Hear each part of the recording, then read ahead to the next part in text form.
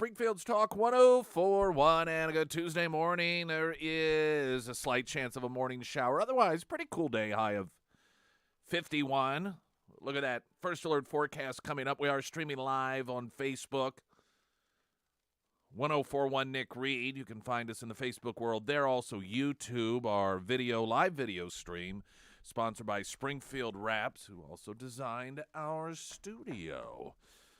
All right, so obviously the big story from yesterday was the shooting that took the lives of 6 individuals, 3 kids, 3 adults. We're going to talk a bit about this. I do find it's just so amazing how really organically the media describes shootings. I didn't really hear anything that framed it as a Christian entity being targeted, as a Christian church, a Christian school. I mean, it was mentioned in a number of reports, but you just think of how different it would be, like, for example, when a gay nightclub gets hit. Even when the Pulse nightclub, for example, the shooter chose it simply because, one, he was familiar with that nightclub, and also it had the least amount of security. No guns were allowed in there. It still is presented as the targeting of the LGBT community. And the LGBT community, all of the discrimination they face. But when you have here a Christian church, it's just mentioned like a location. I mean, we don't have any of these discussions. We don't hear about how over the years and over the decades we continue to see the watering down of Christian values, the marginalizing of Christians, and how Christians who work at certain places can no longer say Merry Christmas, but it's got to be Happy Holidays, and how Christmas trees are being removed from town squares, and you know what that must be like, and what that feels like, and is there a connection? There's none of that discussion. Now, there's a manifesto. We have no idea what the manifesto says. And I don't believe there is much service in over-speculating. I imagine the theme is one of victimhood, settling a score to some degree, potentially. It sounds as if, according to that report at the top of the hour, the shooter had texted somebody and essentially it was a suicide text, if you will, a suicide by cop. I'm ready to die. This is no joke. And this was the route that this person decided to take in order to do that, which, of course, generally means that there is some sort of anger, some sort of potential score to settle, because people do kill themselves every day in the world. They don't often go the route that is going to take people with them. At the same time, if it weren't such a dark scenario, it's almost the theater of absurd over the, was the shooter a guy? Was the shooter a girl? Was it a trans girl, a trans guy? All sorts of confusion. And you almost, to some degree, in these newsrooms, had more of a concern over what's this person's preferred pronoun.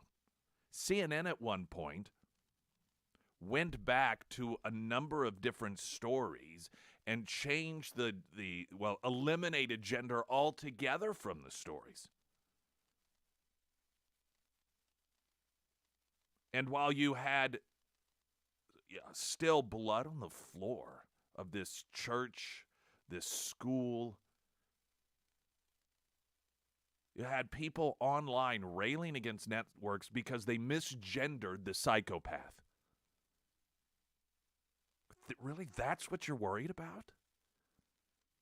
There was one posting. I mean, there were numerous postings made by left-wing activists railing on CNN 5 times misgendered the shooter. That doesn't help. Doesn't help what? What are you afraid that? Are you afraid of the? I don't even know where to begin to try and deconstruct the mindset of someone that finds that as their point of outrage. That the psychopath killer was misgendered. We're going to get a update here from Jason Rima on the latest news, the weather also, and then what latest information there is available. To some degree, we know how this story is going to go. It already has. Democrats are going to use it to try and claim that, basically it's everyone's fault except the person who did it. NRA's fault, Second Amendment's fault, Republicans' fault. I'm sure we'll get some, how the Christian community that is so transphobic causes this sort of atmosphere to be created. It'll be everyone's fault except for. And we've already heard some of this. Although Biden in his typical fashion comes out while the world is waiting to hear what he has to say and starts joking about ice cream, because he is, of course, a real class act. It reminded me of a shooting that took place when Obama was president, and he came out, and everyone was waiting to hear what he had to say, and he did a shout-out to somebody. I remember specifically. I think I was actually on vacation, and Darren Chappell was filling in for me the next day. I don't know why I remember that. And it may have been Sandy Hook. And, the cameras, or you can hear the cameras going, and because it's before things switched over totally to digital, and he comes out in order to make a statement, and he does a shout-out. I mean, he literally says, hey, I want to shout out to so-and-so here. It was somebody, I don't even remember who it was. What is with these people? It's almost as if oftentimes you get this little glimpse into the fact that they really genuinely, they don't have genuine thoughts and reactions to these events. Everything is so calculated. There's no just natural. I mean, most people would naturally know. You wouldn't even think to do something like that. Jason Rima with the latest news update.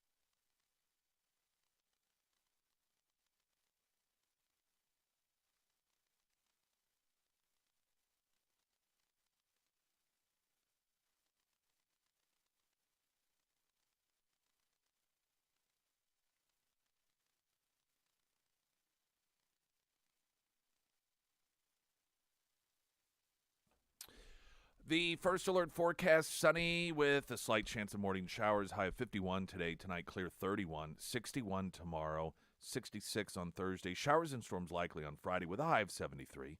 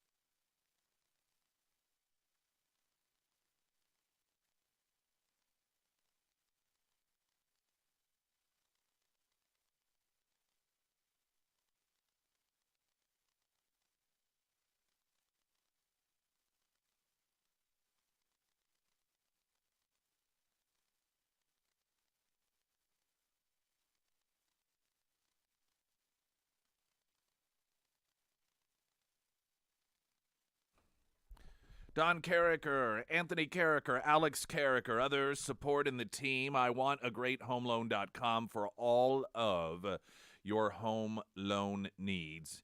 It can be very confusing how the interest rate stuff works. I'm not one of these people that is constantly following and understanding exactly what all this means. Certainly not to the degree that the Carrickers do. But you hear, the Fed's the interest rate went up some more and it's going up. But that doesn't necessarily translate directly to home loans. So point being is, don't make assumptions.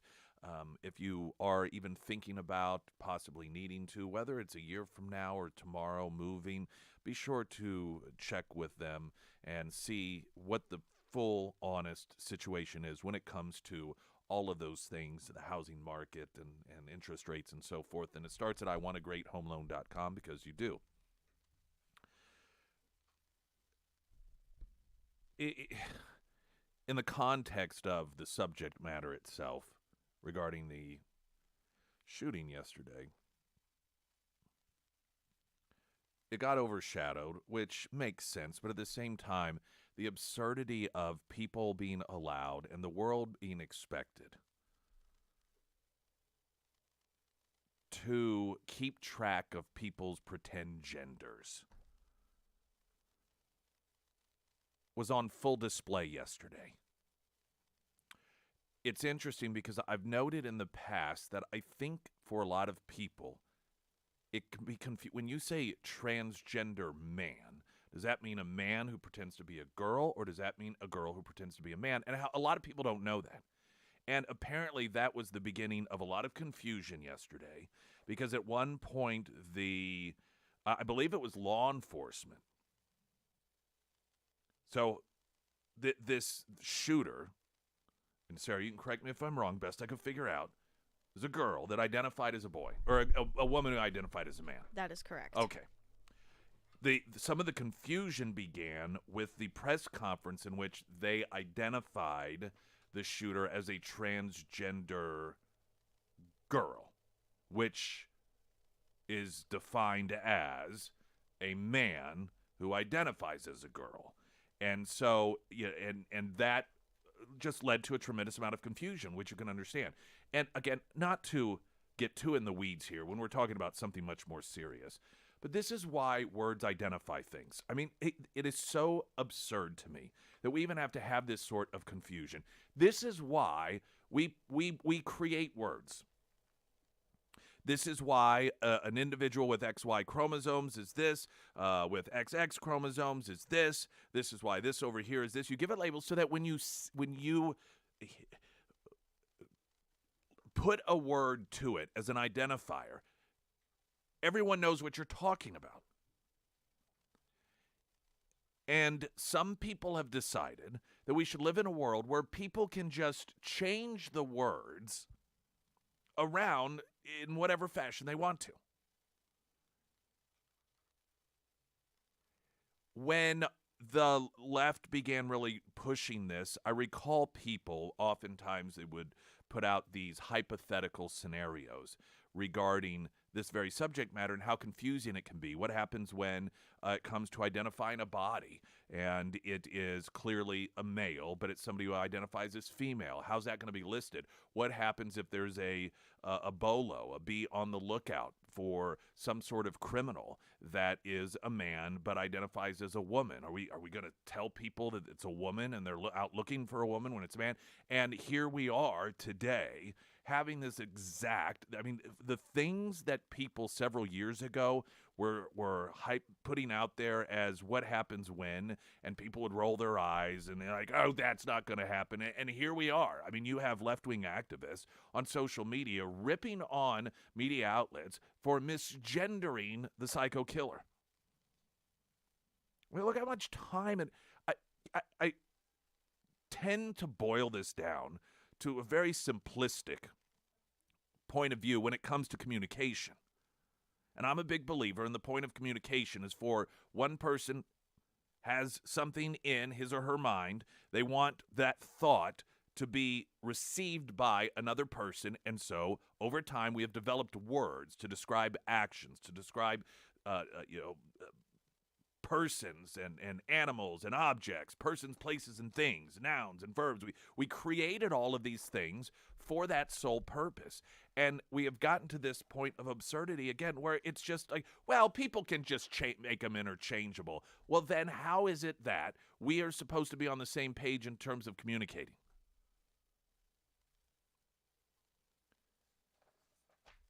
Just reading the stories, and for a period of time, and I know I wasn't the only one because the media found themselves in this exact same position.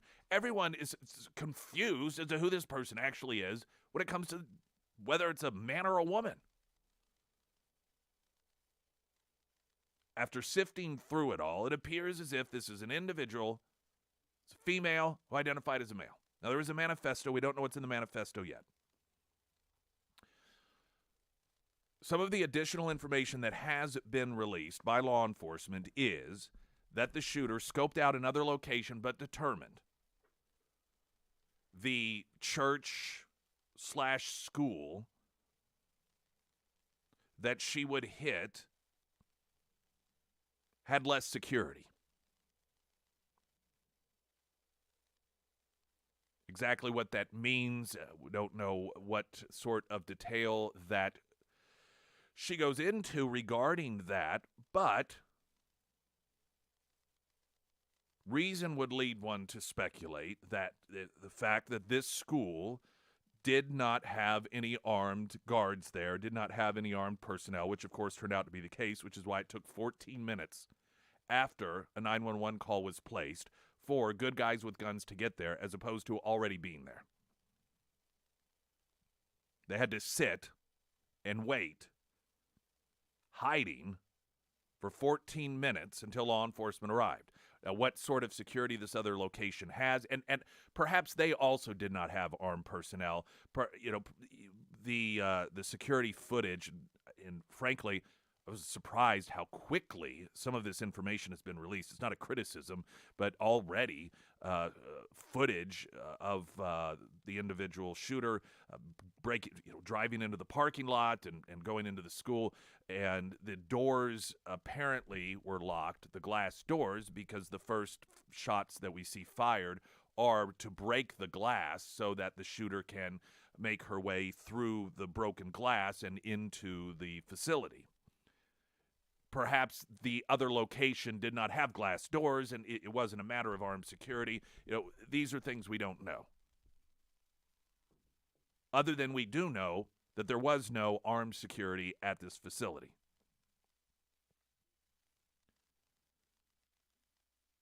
We are, unfortunately, with all of this, there's some standard things that come along, and one is the left trying to get political traction. That isn't to say every person who believes the answer is to create more laws is doing that. In fact, those are the people that Democrat politicians and activists prey on. They rely on those people's existence in order to get that leverage, to make it seem as if that's just such an easy answer, that the key to making all of this happen totally exists right now, but the only reason that we don't pass a magic law that stops people from killing other people is because of the NRA funding the Republicans and their obsession with guns. That's the only reason. If only it weren't for that. And they know that there are a lot of people out there who think that you can just magically create a law, even though we have laws that say you can't really kill people. But for there's just this magic law that can be created, and they feed off of those people's anger and frustration who believe that to be the case. And so they go out there and they make it just sound like it's a total no-brainer. I happen to think it's a very sick game to play. I mean, I know everyone's different. And again, I'm not talking about people who genuinely believe that those magic laws exist. That's a whole other story. I'm talking about politicians who know that they don't work, who know that that magic law does not exist, but who go out there and use the dead bodies, in this case of not just adults, but little kids, in order to try and get political traction. If there are special places in hell for certain categories of people that really, really deserve it, I have to think that maybe there's a special little place in hell for people who do that.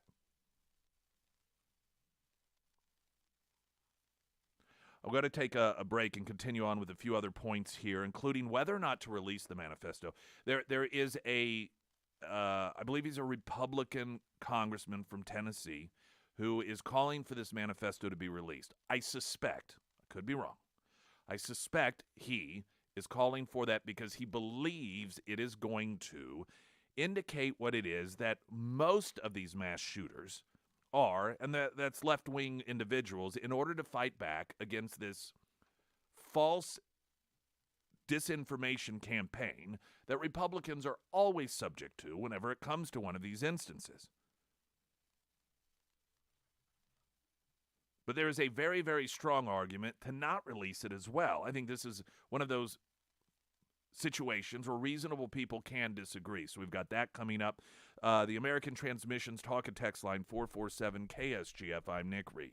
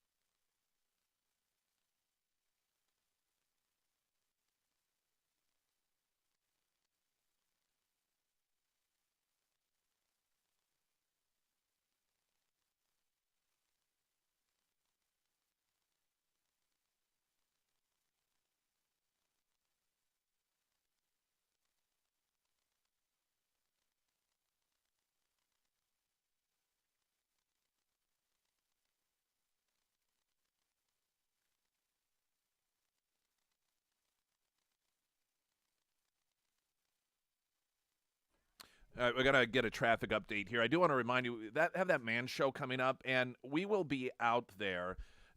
I say we're going to have a rotation of people from our company out there, and Sarah and I will be out there. What do we talk, Saturday in the morning at least? I believe we agreed on 10 to noon. Okay, so 10 to noon.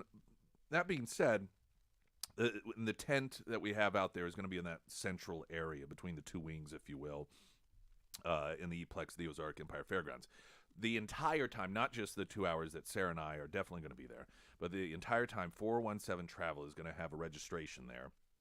And it is good for the registration, whomever wins, 3-night, 4-day for 2 adults at Dreams Tulum All-Inclusive Resort. You provide your transportation. You're responsible for that, but the stay itself is provided by 417 Travel, and it's an incredible resort. They sent me some information on it. All you have to do is come by and register, and again, that will be drawn after the Man Show. So that is coming up this weekend. Traffic update, I'm Nick Reed.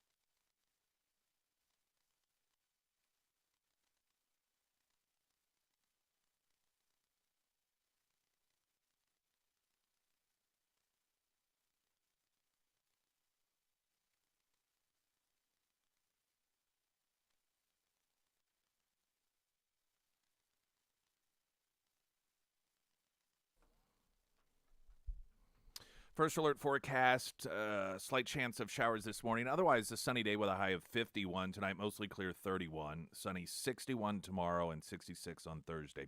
Someone had texted in, can we please stop referring to him as she? What is the point continuing to play into the delusion of a dead mass murder? There's confusion over this. And again, this is why all of this pronoun stuff is so stupid. Because this is exactly what happens.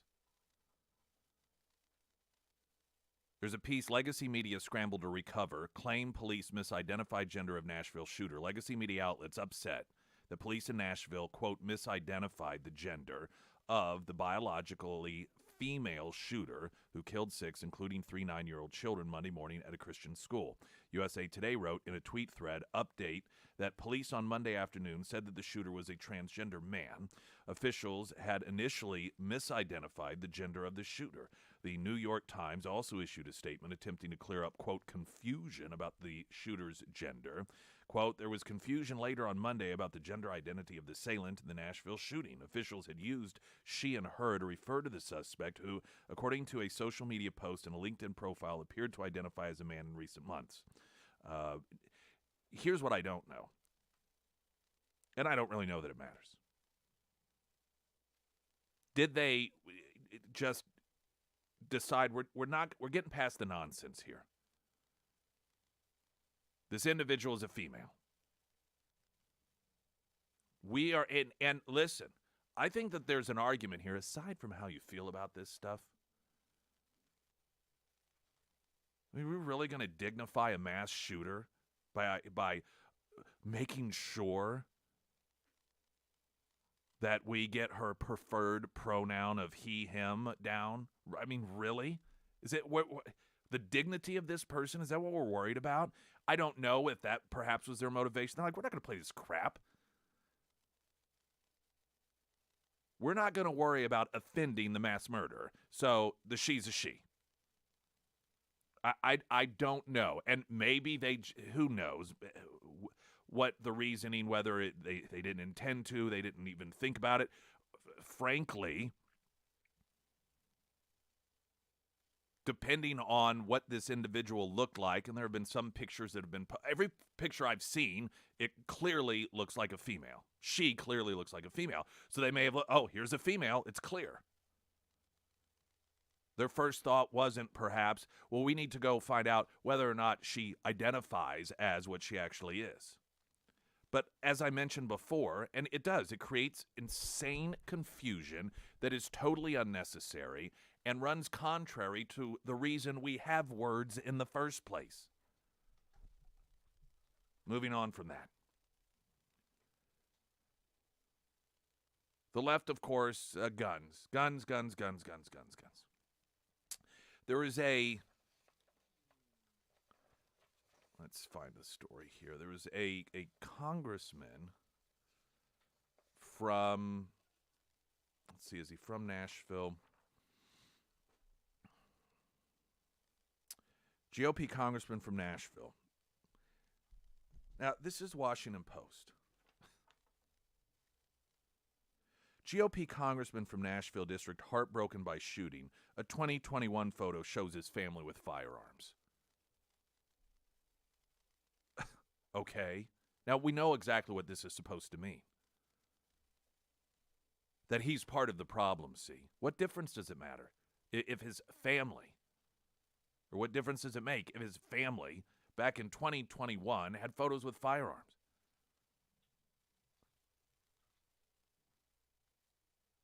If there is some sort of tragic pileup on I-44 and people lost their lives, and I post something about how awful and tragic and sad that is, and our thoughts are with the family members, and then somebody finds that there was a picture of me in my car. How insensitive of this. This person clearly is part of the problem, taking pictures in his car when cars kill people all the time.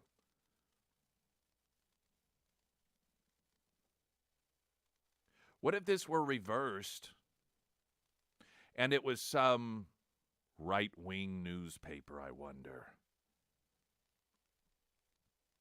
that noted that, here's some Democrat congressperson condemns the killing. Here she is with a picture of transgenders back in 2021. Oh, we would not take too kindly to that, would we? But again, for the left, regardless of the only time the killer is actually responsible for the killing is the moment in which they think perhaps it's some Trump supporter or some white supremacist. The 99.999 times out of 100 that it turns out to be a left-wing activist, it is the NRA's fault, it's the Republicans' fault, it's the obsession of gun culture fault, it's the existence of guns themselves. It's never the actual shooter's fault.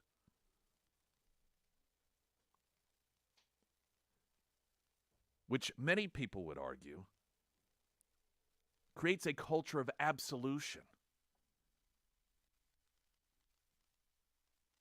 Where you create this atmosphere that the people who do these things, it's not really their fault. It detaches those individuals, which many of them are killed in the act of killing themselves, and it's not about them at that point so much, but others who maybe have thought about doing something like that. And you remove that humanity, you remove that part of it, particularly if you have people who are angry at the world and they want other people to be angry at the world, and they know that if the shooting occurs, there's going to be a segment of the population that go after everybody but that shooter. Potentially, that's encouraging. There is a member of Congress. Keep moving these stories around. I think he is also from, let's see, the Nashville area. It's irrelevant, but he said they need to release the manifesto. The manifesto needs to be released. Now, I suspect the reason, Tennessee Representative Burchett called for the manifesto by the transgender shooter at the Presbyterian School in Nashville to be made public. Now, he told Fox News Digital, our trans youth are troubled. If they don't get the help they need, they can grow up to have some serious issues, but I obviously don't believe they'll all grow up to be shooters like this. We need to know what was going through the person's head, and the manifesto should be made public. Now, this is an interesting discussion. And we're going to get a traffic update, but first, I'm going to lay out what I believe are very reasonable arguments as to why it should not be released. But there are reasons that we could argue that it should also. And here's the thing. Sometimes there is no absolute right answer. I know we like that. We like the idea that there is one way that is the absolute right way every single time and one way that's absolutely the wrong way every single time. But sometimes it's not that way. Sometimes there's no good answer. And this could very well be one of those instances.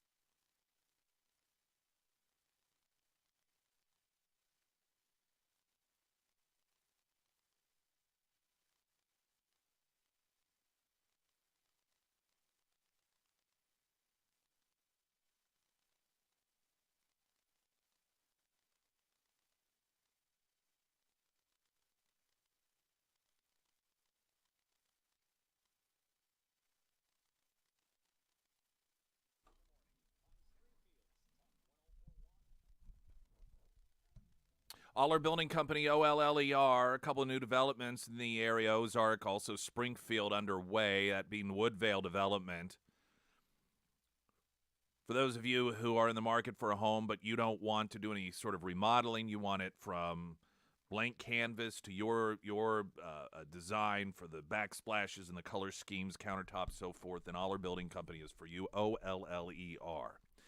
On the American Transmissions Talk and Text line, a notation that without a doubt, if this was a MAGA cap-wearing Trump supporter that wrote a manifesto about taking back our country, that he had supported January 6th peaceful protest, Republican basically, that manifesto would have already been released. I don't know that it necessarily would. If it were up to the media, yes, 100%. Now, law enforcement, you've got a different component there.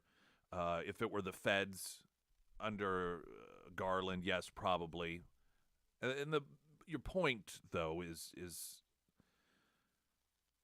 there, and that is, again, there's this constant narrative to try and blame the people who aren't responsible, and those are the people on the right.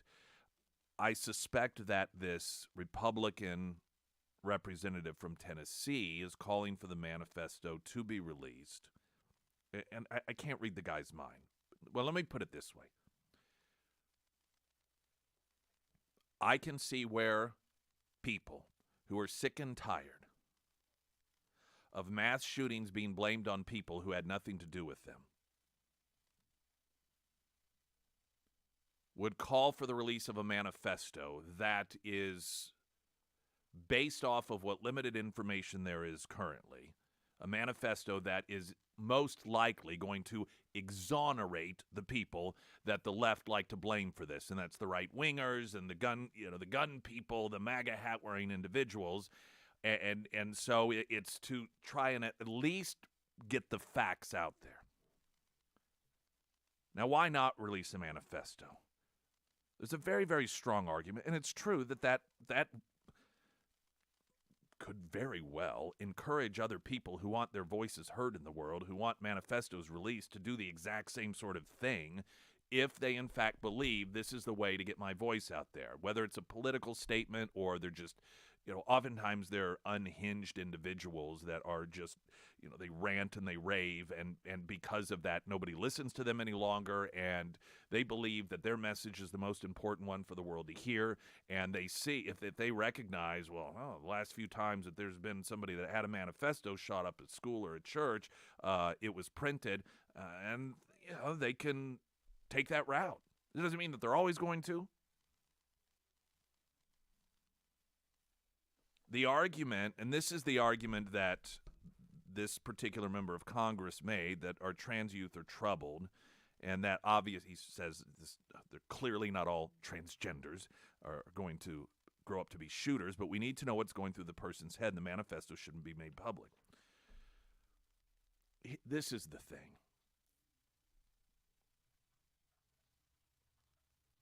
The argument is, if we know what was in the person's head, we can learn from it. I don't know that we would do that. It seems as if the number of people in our society who are willing to objectively look at a situation and learn from it continues to get smaller and smaller and smaller and smaller.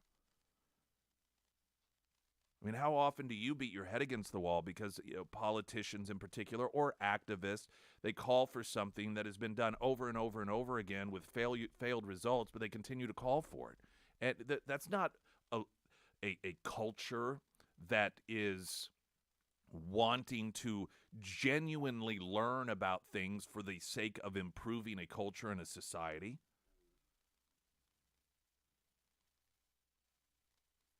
We could go down the path all day as to what this manifesto says, but one of the things that we do know, and I will lay this out as something that we should learn about just in human nature, when you take a grouping of people and convince them that they are under attack in a particular geographical area and that their lives are in danger and that there are certain segments of the population that are targeting them, that does not bring people together. In fact, a couple of different stories here, and I'm going to get a traffic update, but one, there's a day of vengeance that a group run, in part by a former Democratic staffer, was calling for, scheduled to occur in D.C. at 11 a.m., specifically for, is a day of vengeance, calling on trans activists, and claiming that there is a genocide against transgenders. And by the way, this is something that the White House has also made claims about. They claimed a couple of weeks ago, or further back than that a speaker at, I think it was CPAC, called for the elimination of transgenders. I think it was the San Francisco Bee also report they had to do a retraction. So you have these people out there that are considered legitimate individuals that you should listen to, that are telling this group of people that there is a war against you. When you do that, you cannot expect a vacuum of violence. You can't expect that there aren't going to be some people in that community that think that I am under attack, that the world is against me, and I'm going to get my revenge. Now, that doesn't mean the people who are lying are ultimately responsible, the person who does the killing. But you create that atmosphere, what do you think is going to happen? Traffic update, I'm Nick Reed.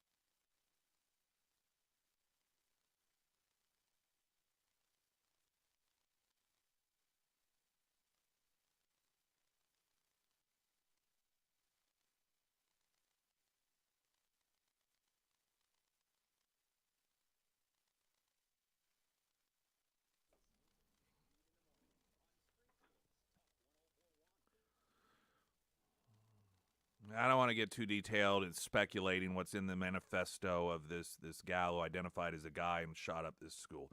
But here's what I do know. When you create an atmosphere and you take a grouping of people, whatever that grouping is, and you turn them paranoid, you make them believe there is a genocide against them. You make them believe every bad thing that happens to them because of their status. You create severe conflict. Here's a story from the Daily Wire. The slaying of children in a Christian school on Monday by a person who police described as transgender came the same week that transgender activists have slated a, quote, day of vengeance. The group, run in part by a former Democratic staffer, also raised money for firearm training and specifically called for action in Nashville. Little is known about the shooting at the time, and no link between the shooter and the group have been indicated. And this person who carried out this act may have had no concept that this was even occurring. We don't know. The main Day of Vengeance event is scheduled to occur in D.C. at 11 a.m. this Saturday, when attendees are asked to show up masked at the Supreme Court. Of course, Justice Brett Kavanaugh is a particular target of activists, narrowly avoided assassination attempt by a far-left activist last year. Other events will occur March 31st, according to promotional material that is also the Trans Day of Visibility, but organizers wrote, quote, "We need more than visibility." The time is now, said the website promoting the event for the Trans Radical Activist Network. The site quotes a participant in the Stonewall riot saying, "I remember when someone threw a Molotov cocktail, I thought, my God, the revolution is here." The group planning vengeance is run in part by a former staffer for Virginia Democrat, Bo Bellotti, transnational recruitment director. And then it talks about his background. In addition to that, a Wayne State University professor was suspended with pay after writing on Facebook that it was more admirable to kill a right-wing speaker than it is to shout them down on college campuses. Stephen Shaviro, a College of Liberal Arts and Sciences professor, wrote in a Facebook post on Sunday that while he does not advocate violating federal and state criminal codes, it is, quote, far more admirable to kill a racist, homophobic, and transphobic speaker than it is to shout them down. The professor was reportedly paid on leave, and the incident was reported to law enforcement agencies for review, and one of the stories I wrote or that I read noted that he was still getting pay.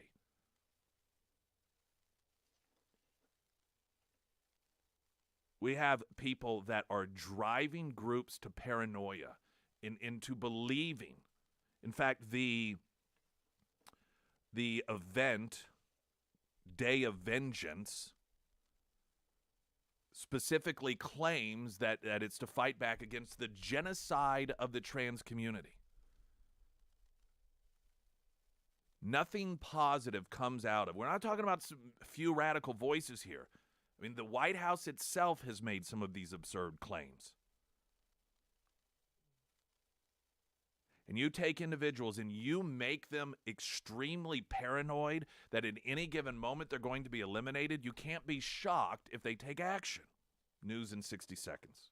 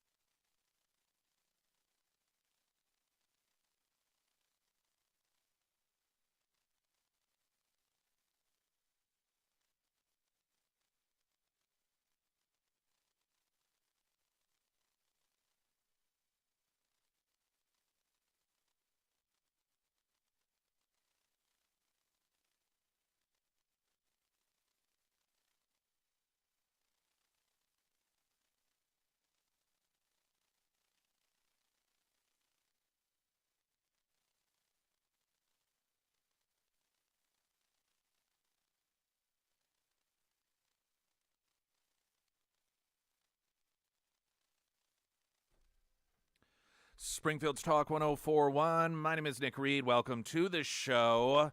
Live video stream sponsored by Springfield Wraps. You can see it on Facebook, on YouTube. And if you miss any of the show, we do have the on-demand section at ksgf.com and the KSGF app.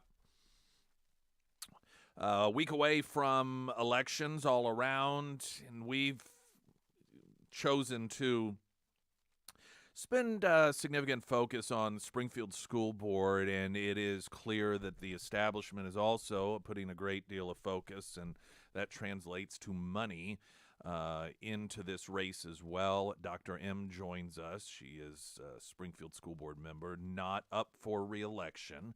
Not that she won't be on there, but she's also, I'm trying to get all this information in here at once because people always ask these questions. She's not here as an official school board member, but people they've asked, hey, is she up for you're not, but your term also isn't up. Those stagger, correct? Correct. I guess that's the best way to put it. Good morning. I'm not on the ballot. All right. Thank you again for coming on. We're a week away. We're trying to get people caught up to date as best as possible as to things that are going on in the school district, good and bad. It's been quite a ride, I know, for you specifically. There's not a lot of, well, other than people being informed. I mean, that's a tremendous upside, but it's not as if this is a parade for you necessarily. This is hard. People, I've always been opposed to just get out and vote. Just get out and vote. I can't stand when people, I want to get as many people out to vote as possible. I want as many people educated about what's going on enough to where they feel compelled to vote. I do not want, and people have gotten upset at me for taking this position. Well, it's people's duty to vote. It's people's duty to know what is going on. I don't want people to vote if they don't know what's going on. They don't have to necessarily agree with me. There was a school board race in the area that I vote. I guess it was the last time around. And there was a person that was out, far enough out that I think they were there sort of campaigning for the next, I forget exactly what the situation was. But there was a woman she came out and she could tell that he was involved in a campaign, a very nice lady, and said to him, now, who are you supporting? And he says, well, I'm supporting this person. And she sort of looks up and she goes, well, I don't remember who I voted for. Or I don't remember if that's who I voted for. And he was polite. And then when she walked off, we both looked at each other like, oh my gosh, why are you voting then if you don't even know? But I'm sure you hear this a lot. People, I mean, you're coming into contact with people that don't necessarily know what's going on. I've heard a lot of, signs matter oftentimes. Whoever has the sign, I remember. And I'm thinking, oh my God, don't vote. Because everybody wants to be on the winning team. And so it's just not on the right team, but on the winning team. Right. It's crazy to me. It is crazy. Well, thank you for having me. Absolutely. Let's talk election. You mentioned money. Mm-hmm. So I read just this morning in the newsletter the latest MEC filings. That's the Missouri Election Commission. Ethics. Or ethics. That's yes. right. Mrs. Bruner has raised $85,000. Dr. Thomas Tate, 55 and a half, if I recall. And these are the establishment, my right. assessment. Your assessment. Mr. McCarter, $47,000, and Mr. Rollins, meager $14,000.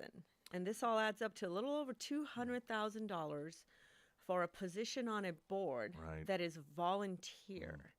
This is school board. And I try to wrap my head around that. It's hard for people to part with their money when you think about it on a fundamental level, right? And I think there's two reasons why people are willing to part with their money. One is they have a financial stake, interest. I won't go into that one. I'll just leave it there. And the other one that it's emotional for them. It's a culture war we're dealing with, right? And there is this divisive, anti-American, and woke ideology that has seeped into the buildings and is proliferating. And people get very passionate about that. I mean, I do as a parent, and certainly when I experienced it firsthand. So it really comes down to, what do we want as a community? What do we want our schools to do? What do we consider to be a quality education? Is it reading, writing, arithmetic, science, and the arts? Or do we want to get involved in social engineering? Right? And I absolutely won't tolerate anybody who's going to debate me on that point. After what we saw last month, right? Oh, it's been a month now. When we sit in a boardroom and we acknowledge and we collectively agree that it is okay to lie to students, to brainwash them into a culture of victimhood based on race, then we are absolutely subscribing to critical race theory. Are we not? Absolutely. So there's just no way around that. So the question is for the voters. There is some voter apathy. Voters need to be informed. Please be informed. But I really want to know the answer to that question. What does the majority truly want? Do we re-elect the incumbent, Dr. Thomas Tate, and continue going down this path? Or do we try to get back in our lane and do our best to target literacy and numeracy as our primary obligation? That's what, it's really simple. We touched on this. It's pretty simple, guys out there. You'd think. What do you want your schools to do? Right. And that's what's on the ballot, I suppose. We got Dr. M with us. We do have to just get a quick newsroom update, weather, traffic, and then we'll talk a bit about some of this. And I do want to.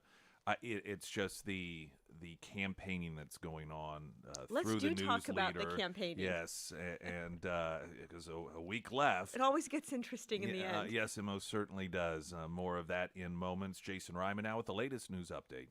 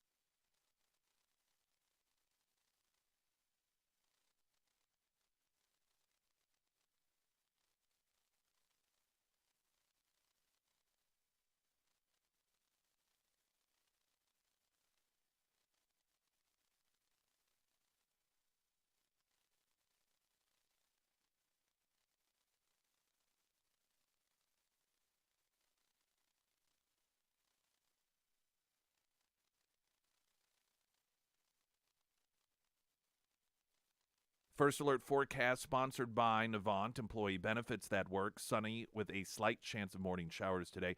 High of 51. 31 tonight. Sunny 61 tomorrow. Mostly sunny Thursday with a high of 66.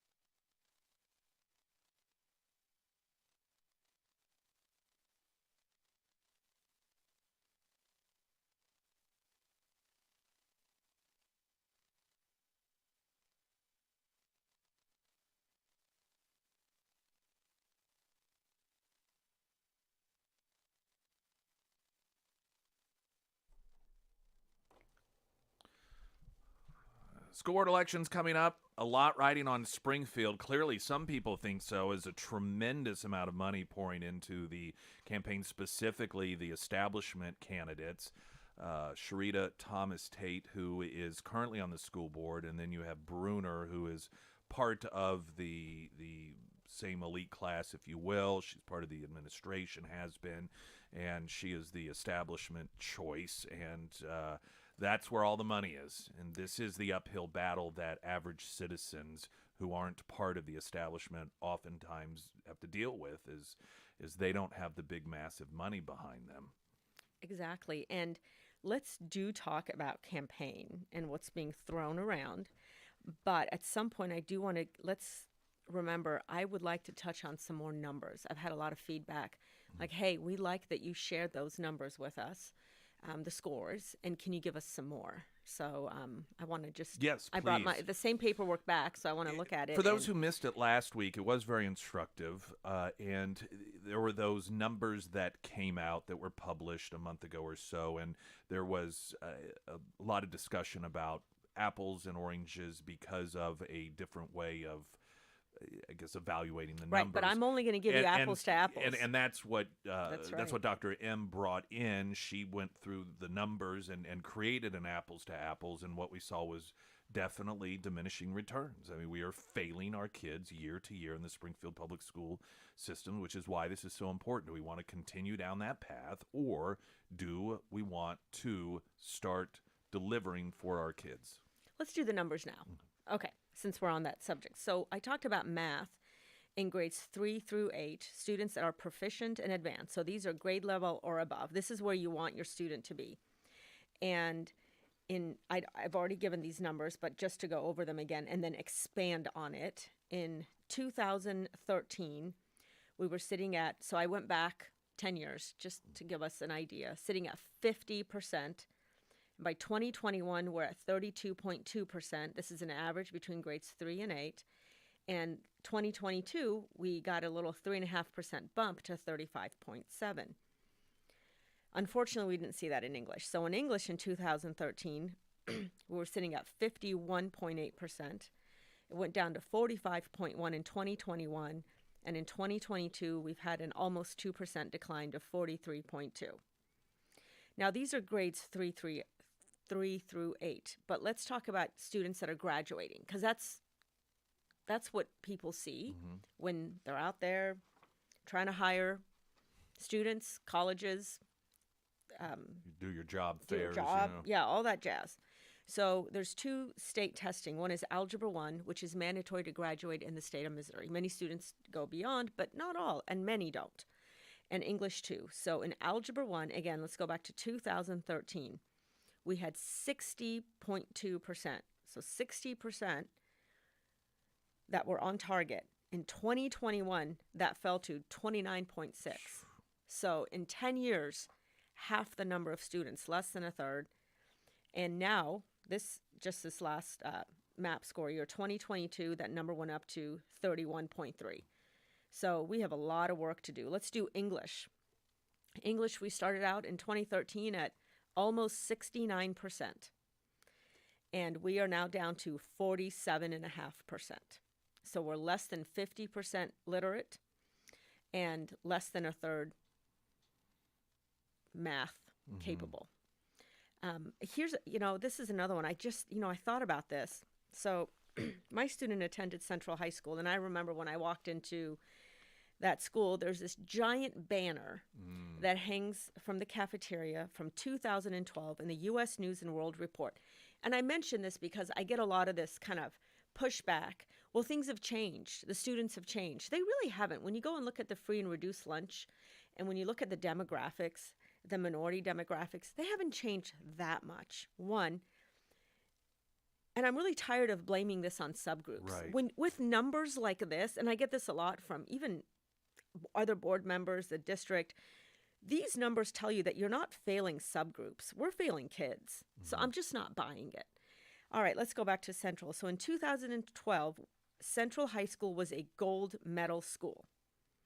It was number 4 in Missouri and number 327 in the nation.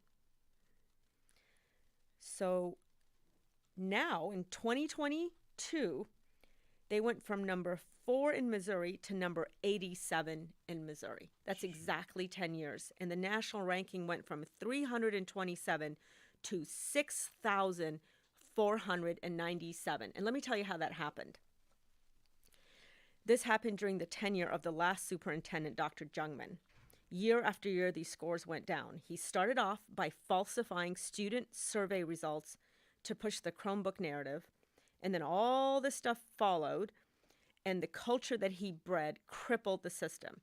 Yet, all along, he was praised by do you remember these years? Yeah. He was praised by the board, who now, I'll tell you what that board is doing now, praised by the board, rewarded with tens of thousands of dollars in retention bonuses.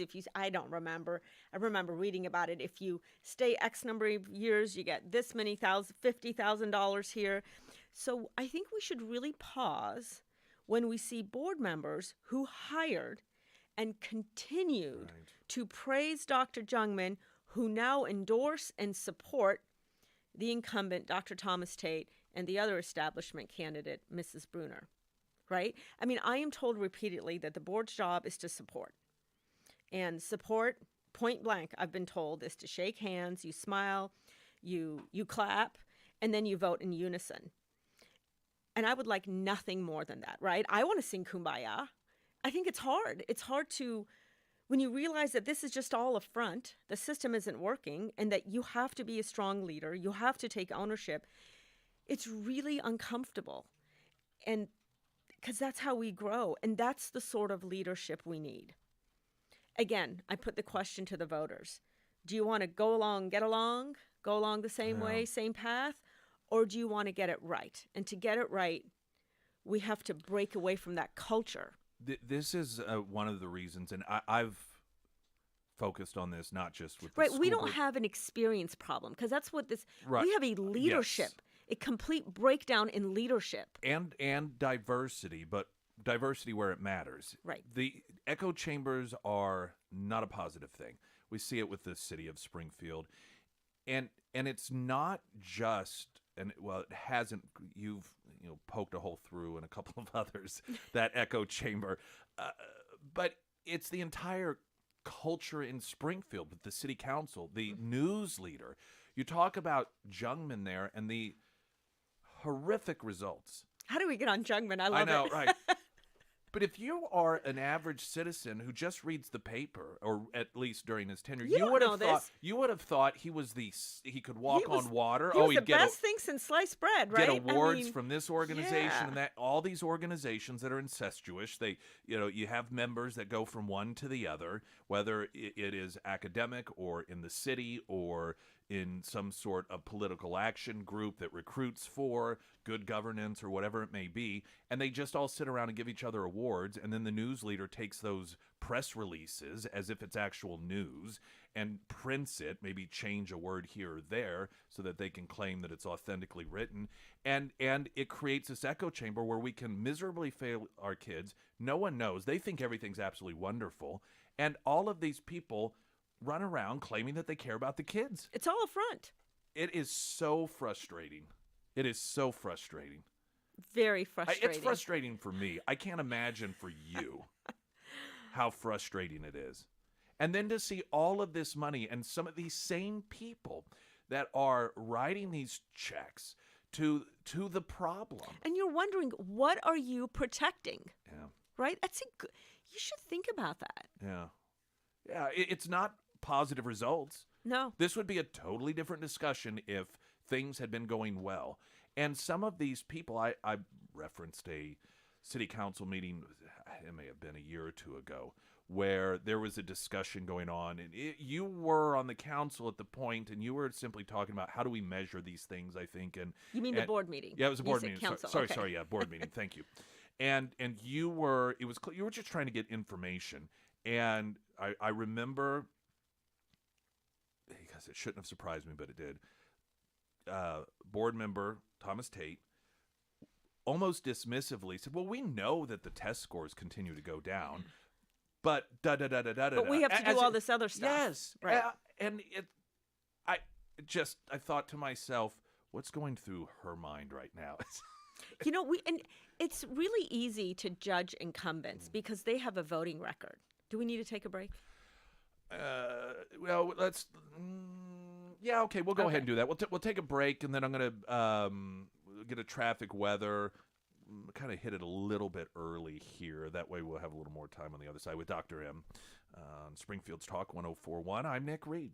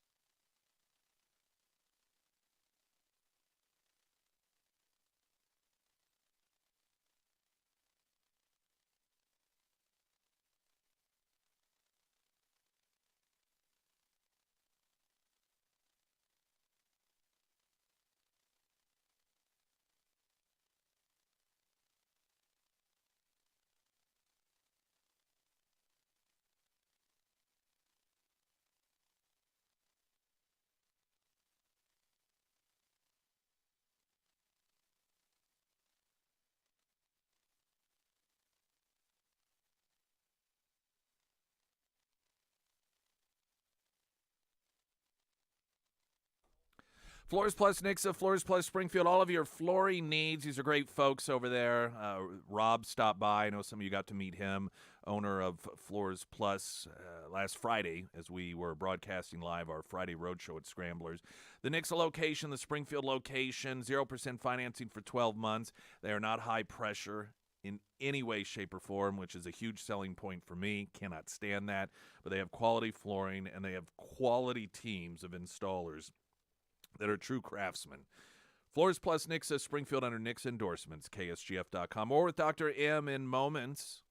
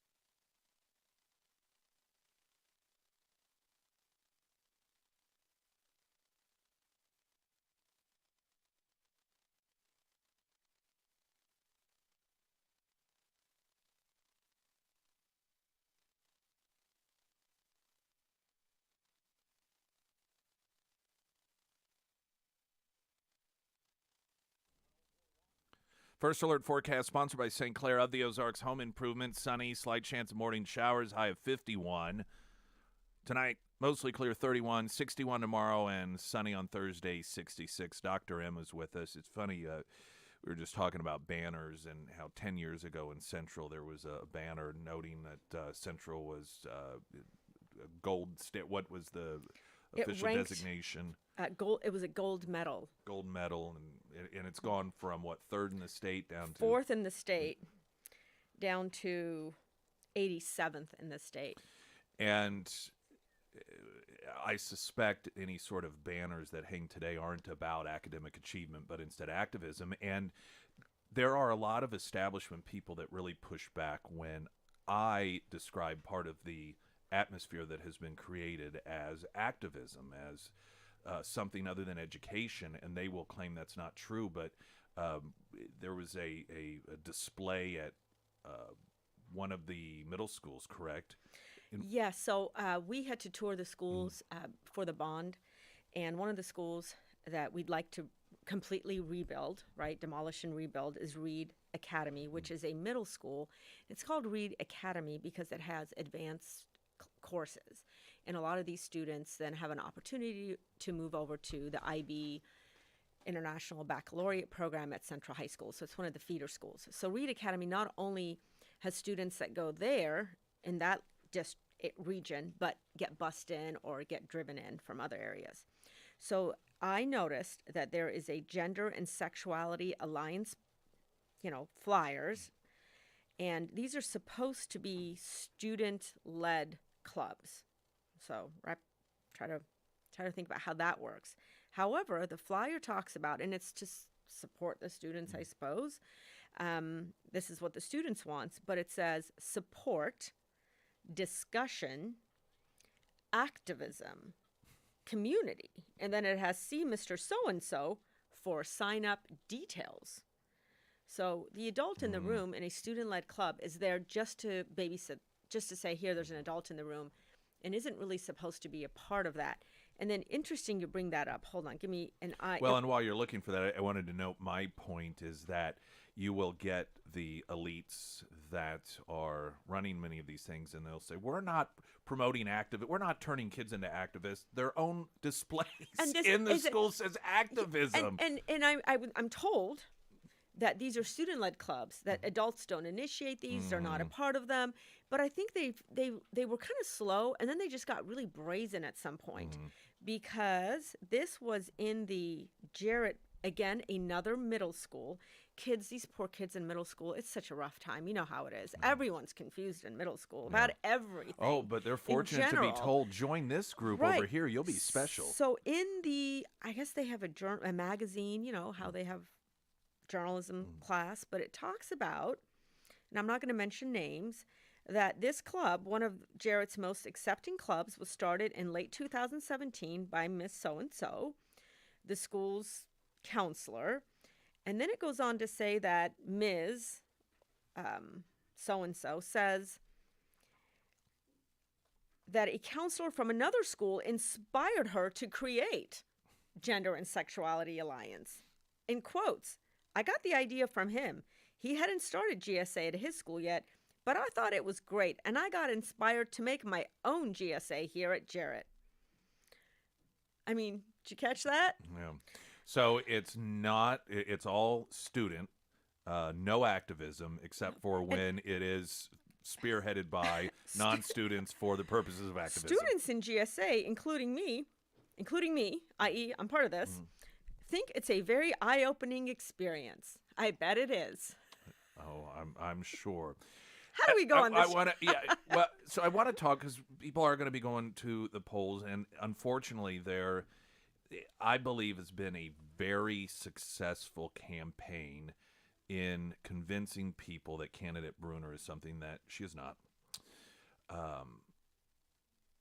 I want to just make a comment because there is this, and the news leaders helping this, that Rollins and McCarter, dark money is supporting them. Oh, it's dark money. Oh, the dark money. First of all.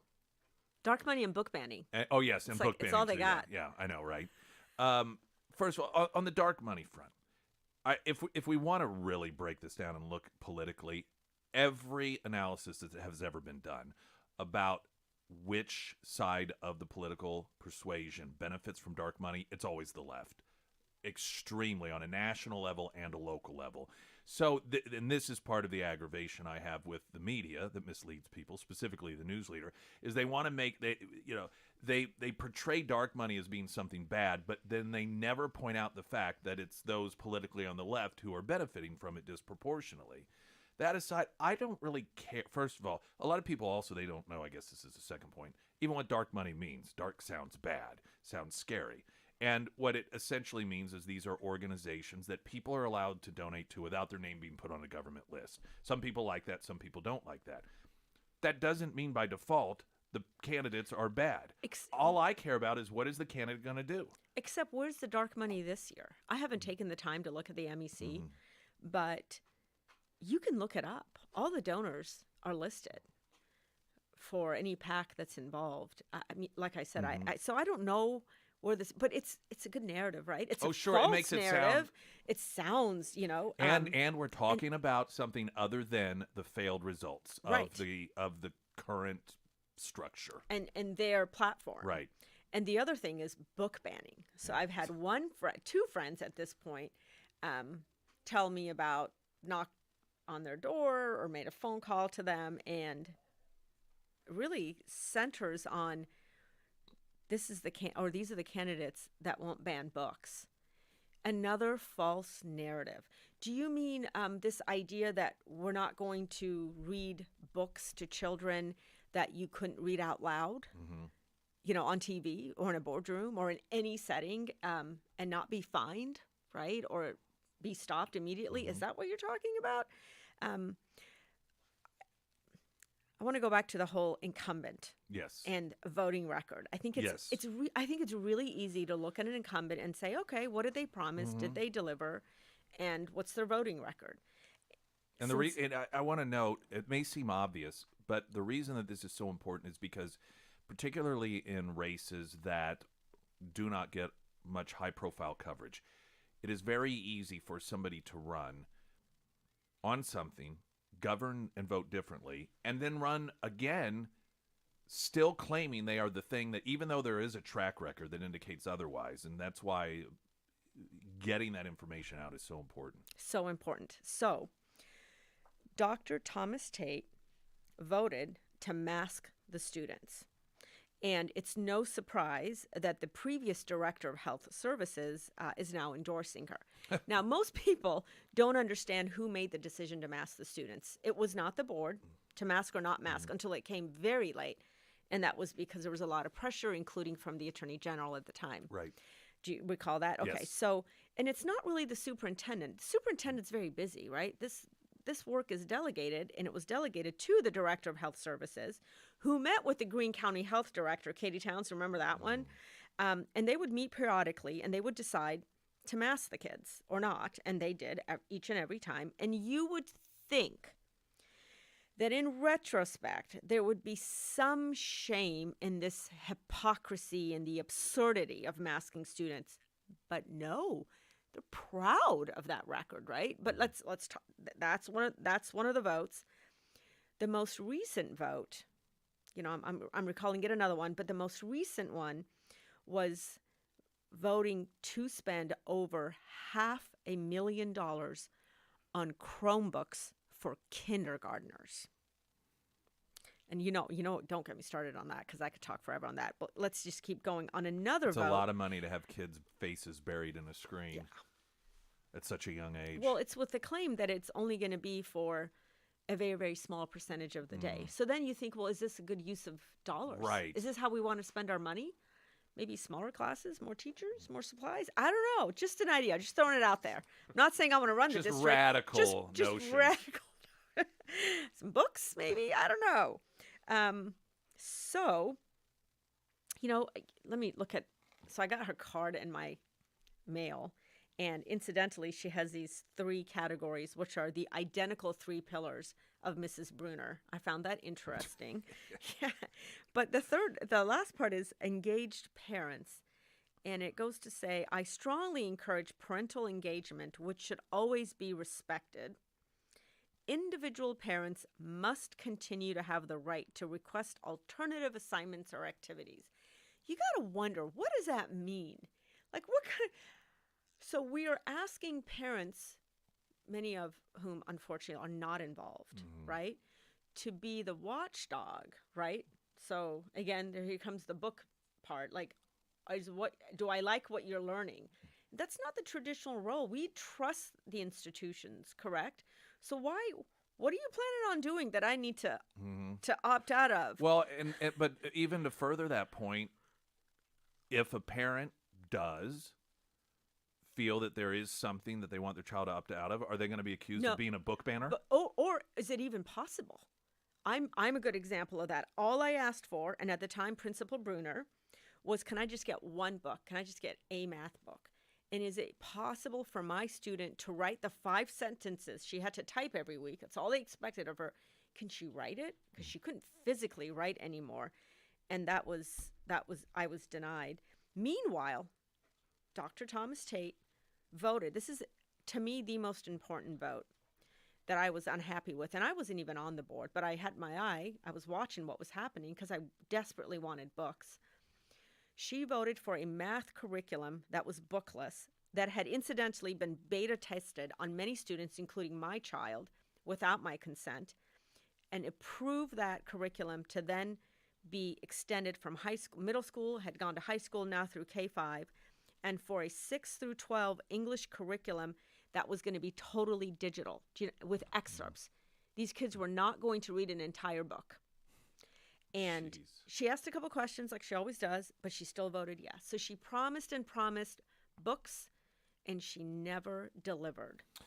I should note here before we go to traffic, we did weeks ago send out, to a couple of the board members, numerous requests for interviews. Bruner and Thomas Tate would not respond.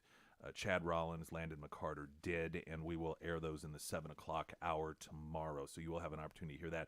But here's what I also want people to think about, back to the point of this portrayal by Bruner and Thomas Tate, that the engaging with the parents, and if as parents if there's material that you want your child to opt out of, that's perfectly fine. How do you even know to opt out? How do you even know? But when you do, what we've learned here, and even in this very campaign, if your parent's like, you know what, I don't want my 3rd grader having pornographic material, you're a book banner. Book banner. So shut up. So yeah, book banner. You have every right. Now we're gonna publicly flog you for it and call you a book banner, but that's your choice as a parent. More with Dr. M. And it's all about inclusivity. Don't forget that. Sure, yes. We want to include all the kids. Whatever that means anymore.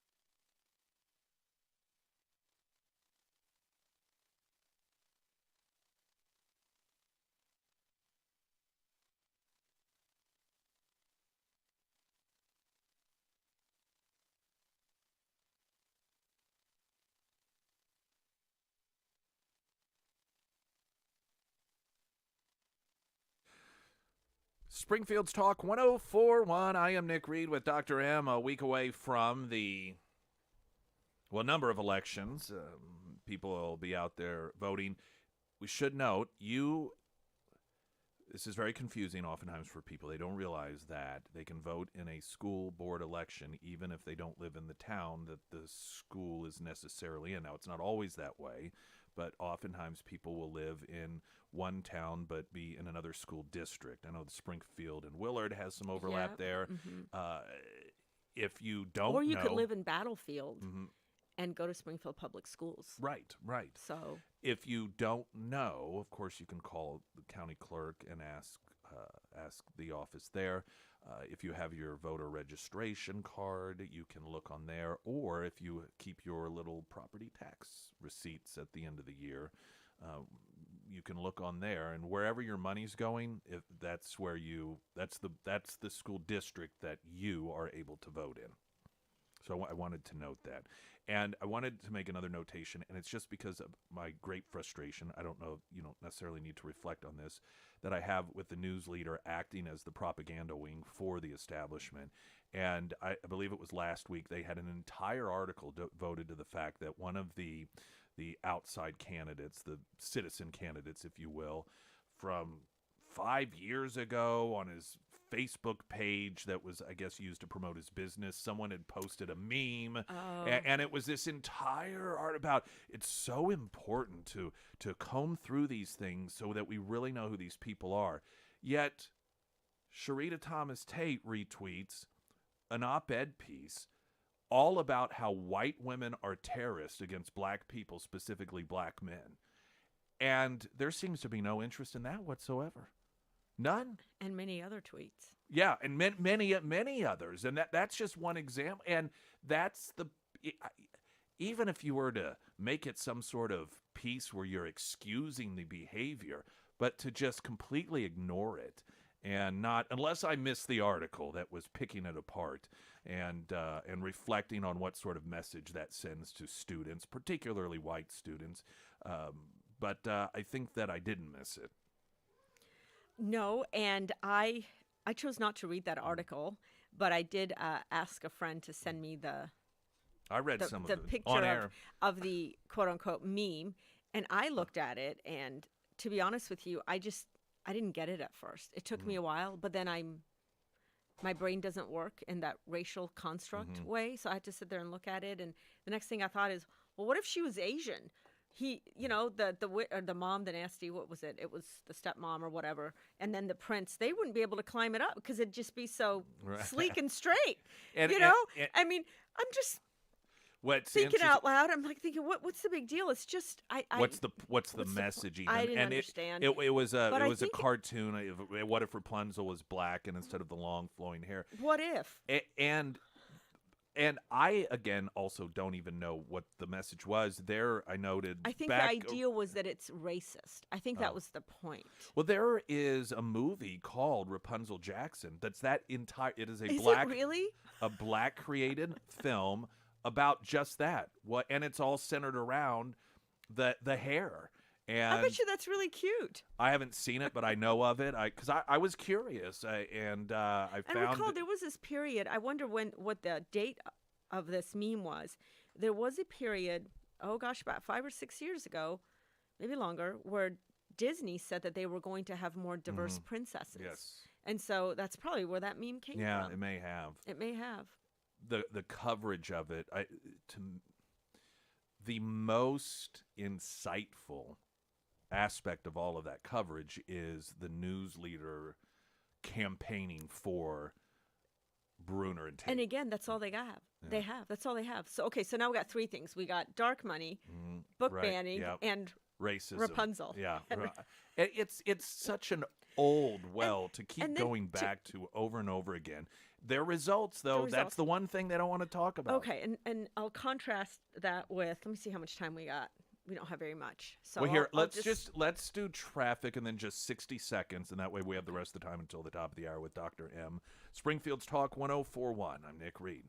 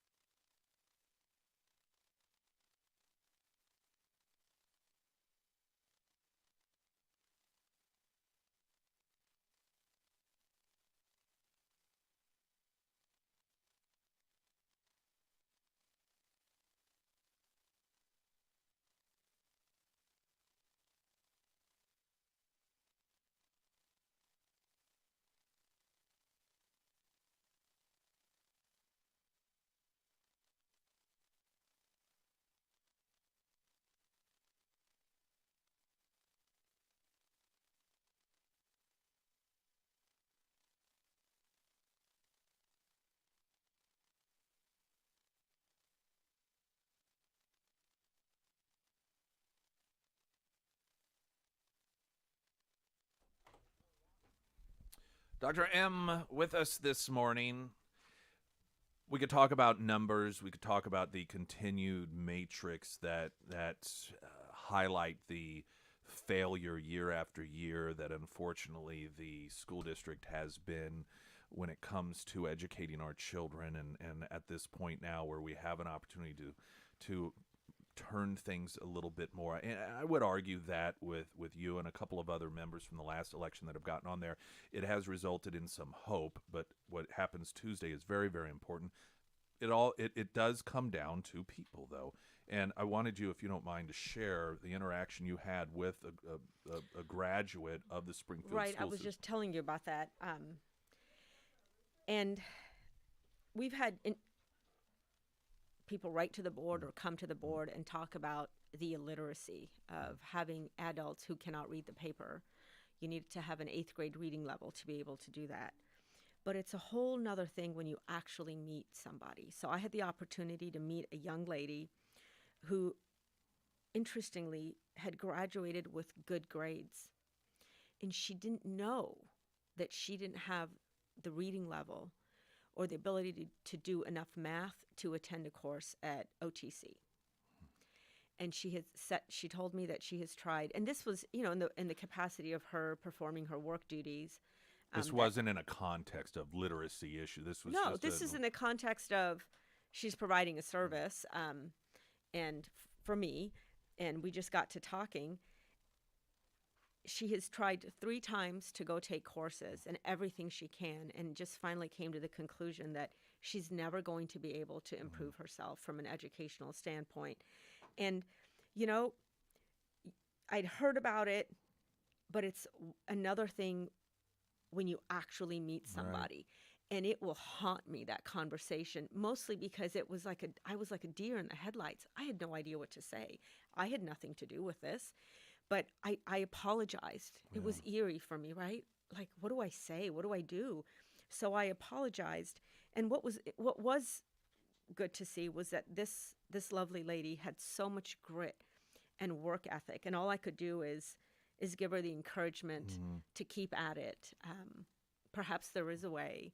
And you really don't need to go to college to be successful. I mean, ain't that the truth, right? Right. So, I did everything I could, but if you think you're going to walk around and not meet somebody like that, I got news for you. When you're looking at those numbers that we went through, right? A third math, less than half English, and they're starting to come out, right? And you're going to see this, and it's going to break your heart. So I encourage you to become an informed voter and to vote for leaders that will lead us out of this. People, they'll oftentimes say, who should I vote for? And I never like to tell people who they should vote for, but I do like to present, if this is what you're looking for, my assessment is this person will fit that. And Chad Rollins and Landon McCarter, they're citizens like you, or a citizen that recognized that there was a problem. And I can't, are they going to, if they get elected, one or both of them, be the absolute answer? Frank, I don't know. We don't know, but you know what? That. It's something different. We're actually trying something. It may work, it may not work, but hey, we're trying something new. And it is the recognition from what they say that we are headed in the wrong direction. And when you have an incumbent and Bruner, who's been part of this system, that do not seem to recognize that instead are being supported by the people who have created this problem, to me, it's very simple that what the choice is. And while it may not, maybe we'll find out that hey, they aren't the best. Maybe they'll be fantastic. But I know continuing to do the same thing over and over again is not going to result in positive results. Unless you can face it, you can't fix Right. it. Now, I'm not promising we can fix it, but we sure can try. Thank you, Nick. Thank you, as always. I know that I'm sure some of the revelations and information you provide bring about the friendliest conversations when you run into people. So it is. I joke about it because clearly anytime you go against the establishment and failure, there is going to be a lot of pushback, but it is greatly appreciated by people, and we get the feedback all the time. And thank you so much for all of the work. And for people that don't know, this is minuscule compared to what you do here compared to the amount of actual hard work you do out there going door to door. So thank you so much, Dr. M. Appreciate it. Have a good rest of your day. You too. Springfield's Talk 1041.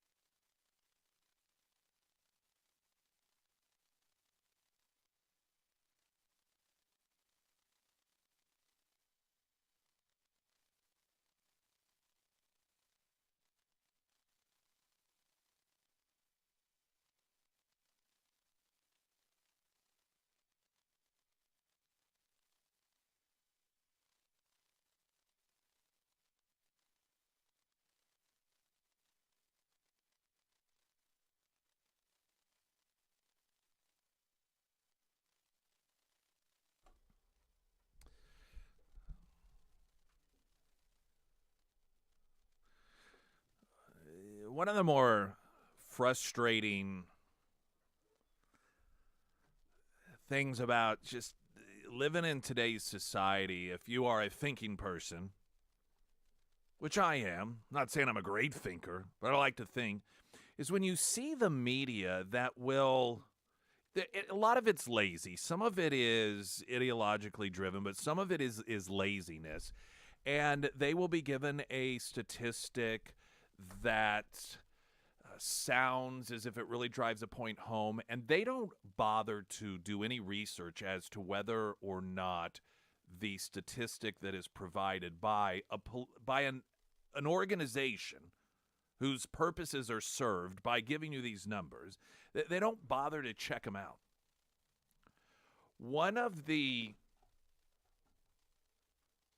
numbers, if you will, or statistics that are being cited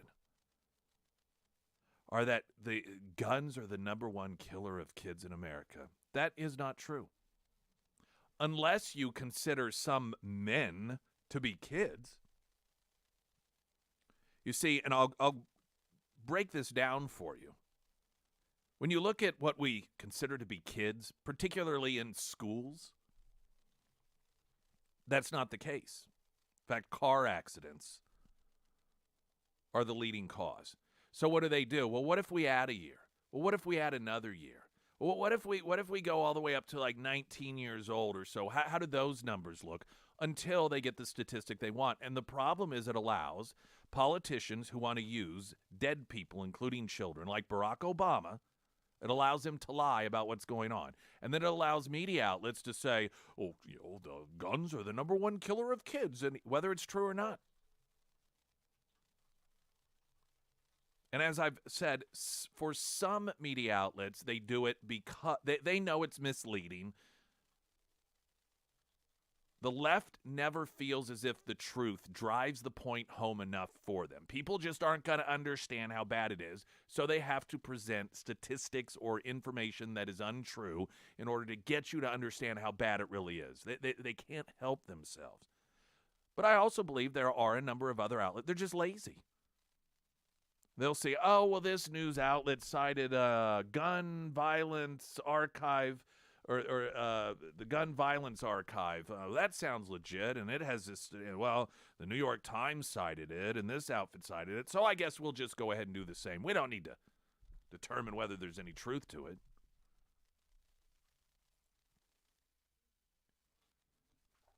Also, Biden, this guy. What a shameful embarrassment. His display yesterday where he comes out to speak for the first time on this and he starts joking around with people. To me, this indicates a person who compartmentalizes tragedies for political purposes. So the angst, the sorrow, the outrage that we see from somebody like Obama, that is all just presentation.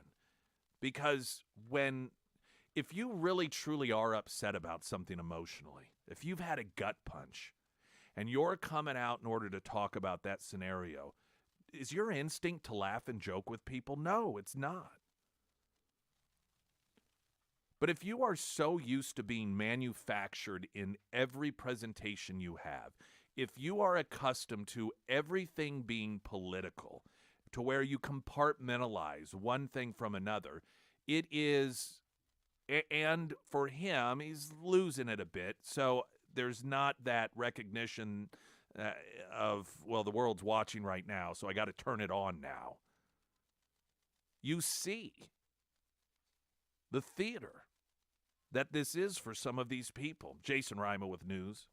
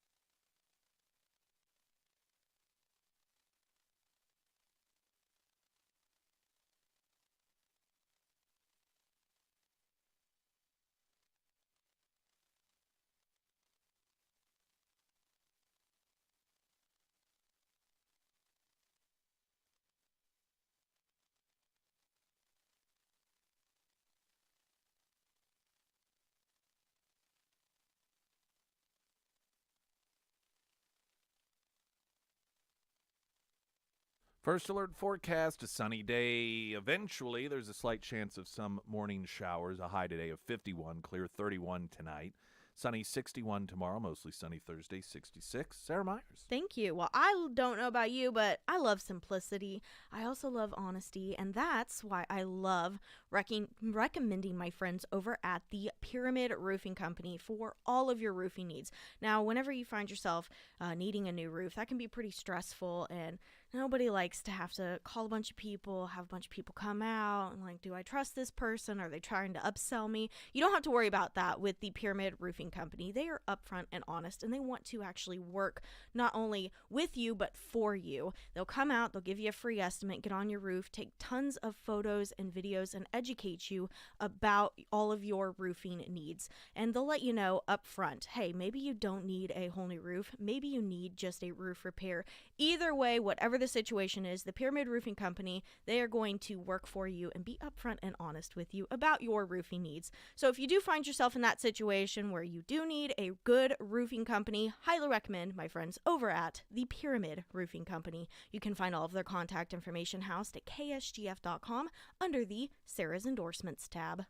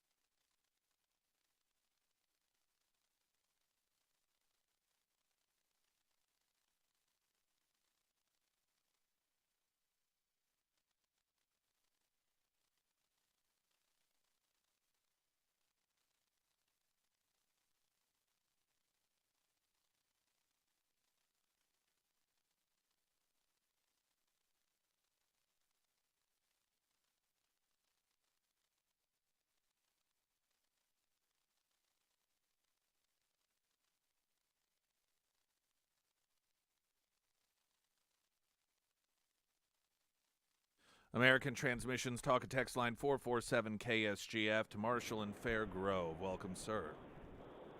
Hey, good morning to you, Nick. Good morning. I'm calling because I've been thinking about the greater picture. Because of the divide and conquer tactics of the Democratic Party, and what I mean by that is turning Americans against one another, whether because of their sex or their race or their religion.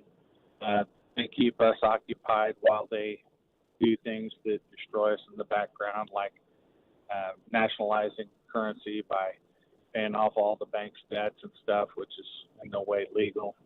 But the end result, and then people, of course, like George Soros, corrupted the GA, and everybody else from here to who knows where. which, by the way, he's been banned from 7 countries. I don't know why we can't ban him from ours. Nearly bankrupted England some time ago. But we're losing our freedom of choice. When we step back and look at things, you're losing your freedom of choice. There's fewer banks to choose from in the future because they're going to consolidate it under the government, obviously. There's fewer choices to go grocery shopping. There's fewer choices in insurance companies, mostly because of Obama and his health care program killed a lot of mom and pop insurance companies. And it just keeps going and going, and they keep destroying small businesses. They don't care about the small businesses. They're trying to stamp them out for the very wealthy in the United States, because as we know, wealthy people spend about a third of their dollars to get rid of competition. So now they're in bed with the government, so the government's getting rid of the competition for the companies. This is not cool, and it just kind of puts us in a spot where we can't ever get out of the hole. If you're a regular American, you're trying to start a business, they're going to put these rules on you, like, oh, you got 50 employees. Well, you have to have insurance on all of them. Okay, now we're bankrupt. Get out of people's business. The government needs to do one thing and one thing well. That's to protect us from our enemies, foreign or domestic, and they're not doing that. So that's what I'm seeing this morning. I just thought I'd say something. Well, in so much of what we see are symptoms of that. In fact, I'm sure people will hear a lot about it today. I doubt that. I'm probably not going to cover it, but support for traditional American values and patriotism declines. F.A. Hayek wrote about this. The way that radicals take over a culture is they take that culture and they make people believe that it's a failure, that it is a sin to be associated with it, to where you just revamp it in your own image. And our culture, once upon a time, was one that melting pot, if you will. I mean, when was the last time you even heard that? That was something so many of us grew up with, we were all maybe different thoughts, different religions, different political persuasions, different beliefs, but we were all Americans. That was just being American was a common thread. And then we have it even taught in our schools. America's bad. Americans are bad. Oh, especially those white ones over there. Don't you know that? You can't be friends with them. They're oppressors. How on earth can you keep any group of people together when you have an overriding force pitting them against one another? You can't. This is the reason I have such a problem with what goes on in the public schools and what we've seen come to light in the lead up to this election, where you've got the involvement of one of the sitting school board members, Sharita Thomas Tate, and busing kids of color to MSU to be lied to for the purposes of convincing them that they're all victims. It's the opposite of everything that we know about human beings that make things better. Instead of focusing on the positive, it's find the negative.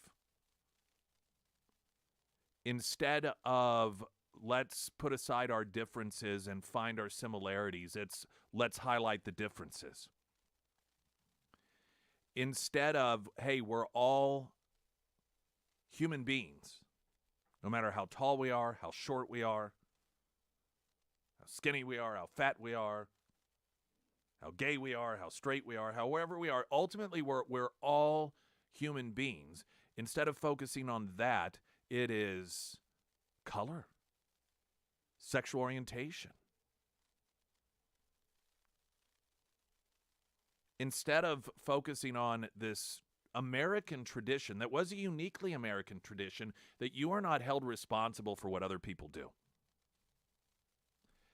When you are born in this country, it is a total blank slate. It doesn't matter what your parents have done or your grandparents have done. Not that those things won't have an impact on you, but that will not be held against you. Society will not hold that against you. Society will not tell you, oh, sorry, we have kind of a caste system here, and you were born to this particular type of person or this family, or generations ago, this is what your people did, so you are going to be held accountable for it. We said, no, that's not the way that it works. But look at what we do today. White privilege.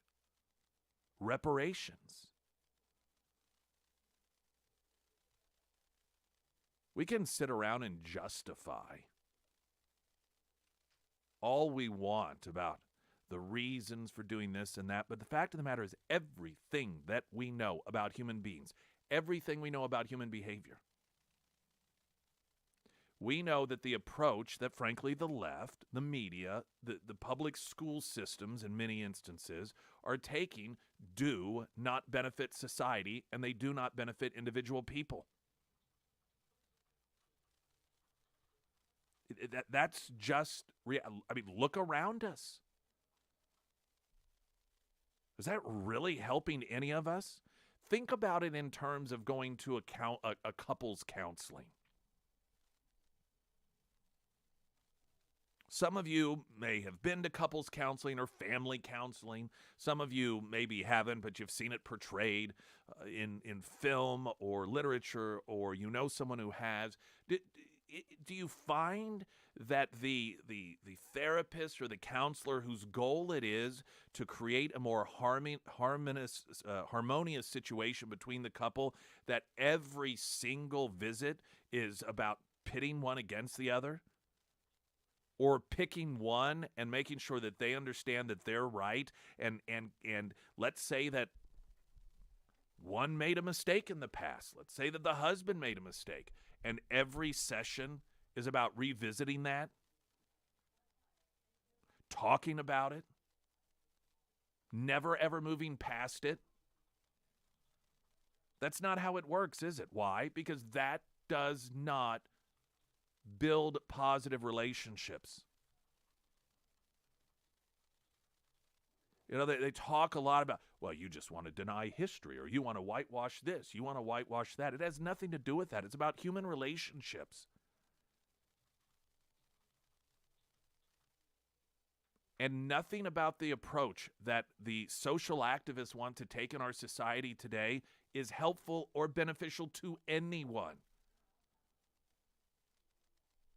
I mean, you see the stories, even it was a month ago or so, on a playground. Black kids on an elementary school forcing white kids to get on their knees and to declare Black Lives Matter. That's positive? There was a doctor out in California who got hit by a guy. He was riding his bike. A guy in a car hit him. The doctor was white. The driver was a person of color. He got out, beating the guy while yelling about white privilege. Is that is that really helping any human beings? And the insidious nature of going into schools, hitting young people in elementary school where they don't give a lick about skin color. And the insidiousness of pulling some aside and going, just so you know, those over there, see how they look? They're privileged. You've been wronged. That is toxic. That is immoral. And continuing to divide people, continuing to focus on the negatives, continuing to pick at scabs and refusing to try and heal. That is not going to lead to a harmonious society. And no intelligent person can look at the results and believe otherwise. For a lot of them, it's a moneymaker. It's a career. Look at how many people have made their careers off being these diversity such and such officer. I'm a diversity and equity inclusion officer. They make money off it. There was a study recently done that showed, it was from one of the universities, That it was study done on all of these different corporations and the hiring of these. And Springfield has one now. I think pays 6 figures for somebody to tell them who's right, who's wrong, based on skin color, based on sexual orientation, and just pointing out, picking at the scab, pointing out the differences.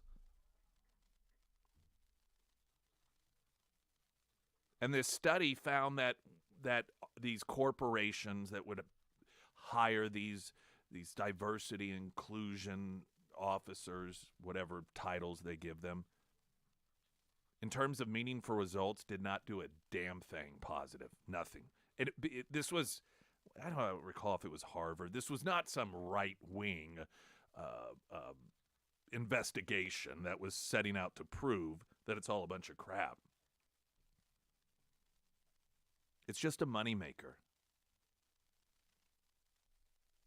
And it does give some people who aren't necessarily using it for making money a sense of purpose in life. They don't really have a sense of purpose. And plus, they've been told their entire life, you are a victim, you are a victim.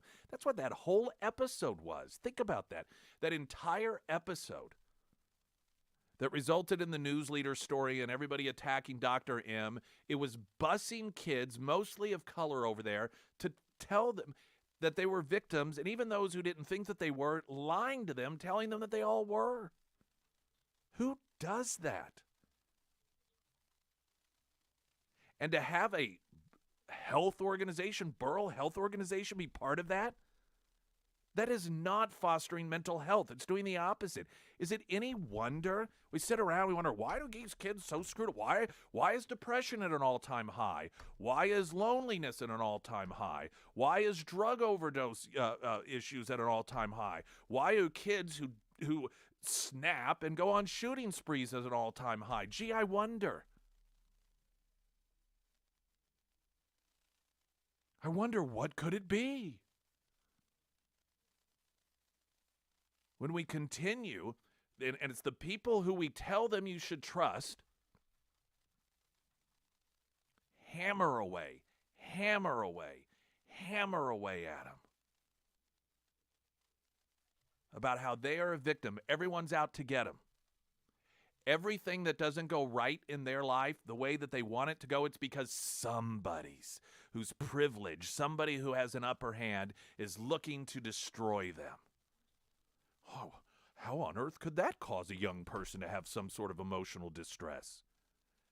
I mean, do we really want to have a conversation about, how many times, don't we ever get sick and tired? This person hijacked the press conference from the police yesterday. Aren't you all sick and tired of having to talk about why do these things continue to happen? Let me tell you, most people don't want to talk about why these things continue to happen, because it's a reflection of our society as a whole. And it's not an easy fix. It's not something that some law can, make magically go away. And frankly, it's because as a society, in our schools, college campuses, different social activism organizations, pop culture, we are doing this. We are training young people to feel as if the entire world is against them and there's absolutely no hope whatsoever, and that every perceived wrong is because they're targeted because of whatever category they've been put in. You cannot do that to an entire culture of people and not expect some of them to snap.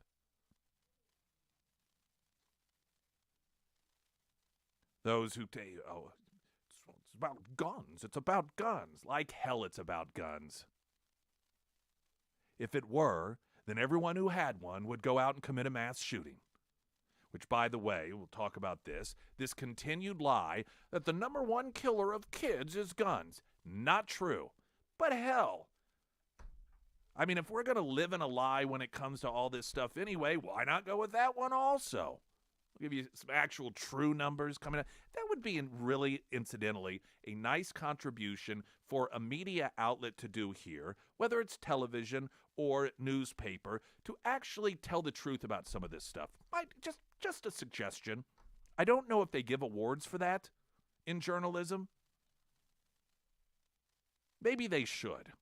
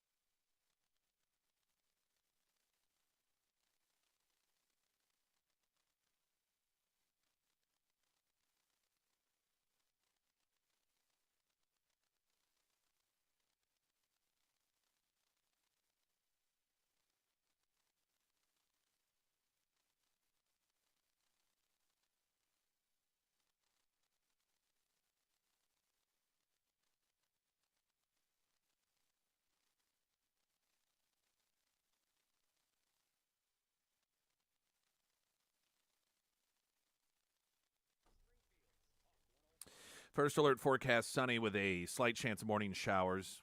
High today of 51. Clear 31 tonight. Sunny 61 tomorrow. Thursday mostly sunny 66. Sarah Myers. Beatles property maintenance. Saw you had something in your mouth. No.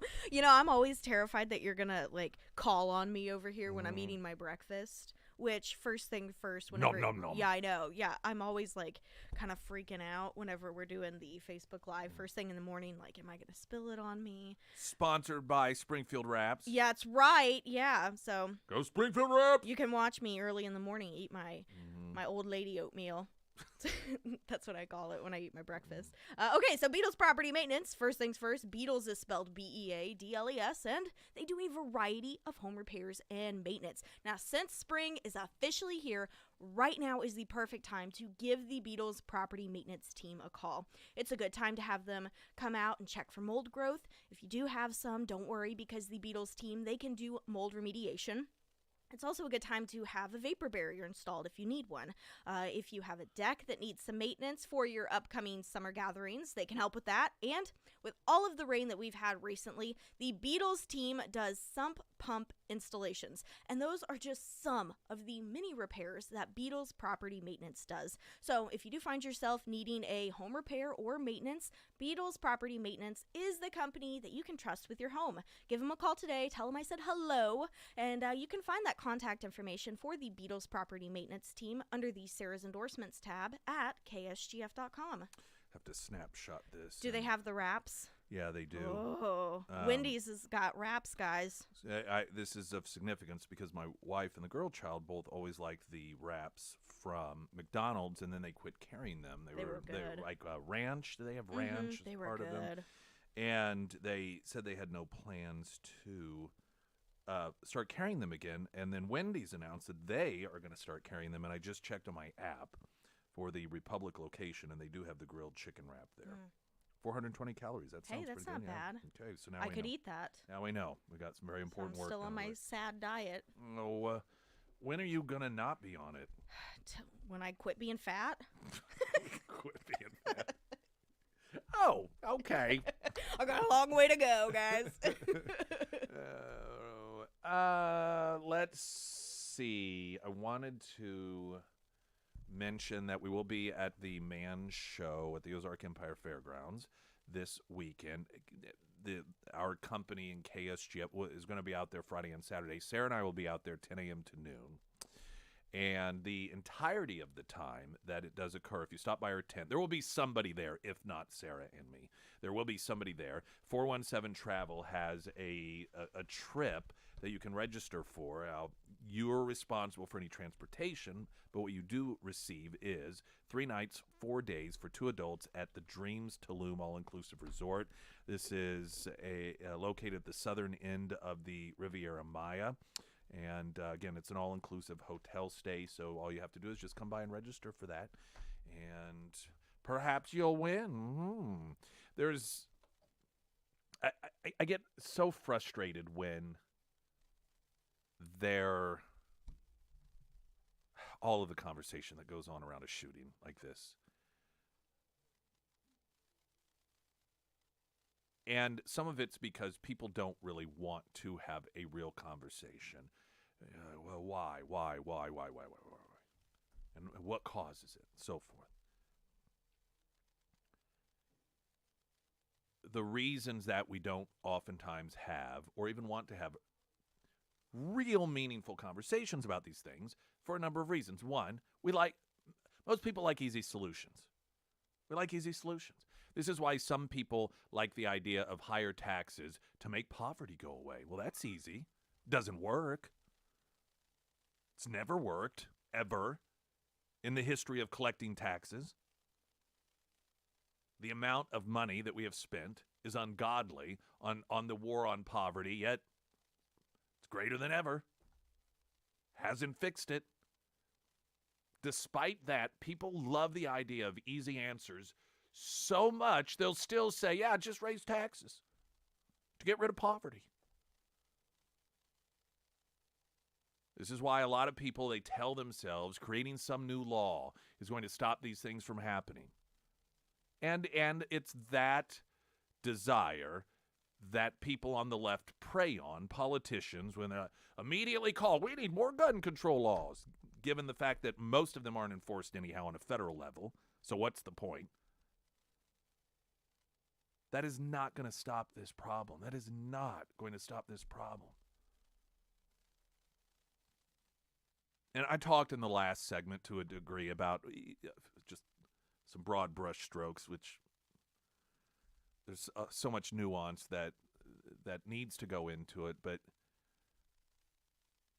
right now, I just wanted to mention one of the other things that makes me so angry are people that just deliberately put out false statistics. That is not a benefit whatsoever. And we're hearing, including the wonderful Barack Obama, out there lying, claiming that guns are the number one killer of children. That is not true. That is not true. Here's a story, Monday evening. How about a little bit of truth? And I mean it. I'm not trying to be facetious when I say this is the sort of information that would truly be beneficial to this community for local news outlets to talk about. It doesn't mean that gun crimes aren't an issue or aren't a problem, but we don't have to lie. We don't have to claim there's something they're not, and they are not the number one killer of children. On Monday evening, former President Barack Obama tweeted his response to the Nashville Christian school shooting by repeating the left's false claim that guns are the number one killer of children. On March 23rd, 2023, Breitbart News reported that actor Billy Porter, I don't even know who that is. Who's Billy Porter? Do you know who that is? I don't know who that is. Some actor. Made the same false claim, screaming that, quote, the leading cause of death in children are guns during an appearance on ABC's The View. Well, and we all know The View is definitely a reliable source. Porter's claim, which is now Obama's claim as well, became a common one among leftists and fact-checking moderates in the summer of 2022 after a study from the Center for Disease Control and Prevention was widely reported in late May that year. Because, again, if anyone, particularly during COVID, proved to be an accurate provider of information, it's the CDC. Even Fox News ran a story titled, Guns Now, the Leading Cause of Death for U.S. Children per CDC. The story noted that CDC figures show firearm-related deaths of people ages 0 to 19 totaled 4,368 in 2020, while motor vehicle deaths of the same age range totaled 4,036. And during a June 2nd, 2022 speech, President Joe Biden reacted to the CDC figures by claiming guns are the number one killer of children. Do you know a 19-year-old man is a child, according to these numbers? We send kids to war. After Breitbart dug into the CDC figures, did actual journalism, and ascertained that the only way to make that claim work is to count 18-year-old and 19-year-old men as children. If one does a custom search on the CDC website to adjust the category of children to include only those ages 0 to 17, people that aren't legally adults, only those below voting and military age, then the outcome completely flips. But that's inconvenient, isn't it? It doesn't give us a nice talking point. One sees that the number of firearm-related deaths for children ages 0 to 17 was 2,281 in 2020, while the number of motor vehicle deaths for the same age was 2,503. Another important point to note is that the false parameter treating the 18 and 19-year-olds as children for the benefit of boosting reportable gun death numbers actually works against the left. That's because the CDC numbers for children ages 0 to 19 show that individuals are 27 times more likely to die in an accidental car death instead of an accidental gun death. Also, what is significant about 18 and 19-year-olds? What do you think is a very common age demographic for gangs that shoot and kill each other in Chicago, in Baltimore, in Washington, D.C.? So what we have here, and again, this is not helpful when it comes to an actual conversation to figure out what's going on, is people, whether it's a news outlet, as The View is labeled by ABC, or a former president of the United States, Barack Obama, using numbers that are that they've had to fix, if you will, in order to get their talking point. And it's always used in the context of a school shooting where you have, 9 and 10-year-olds killed, but they are padding the numbers with gang members that are young men running the streets of our inner cities.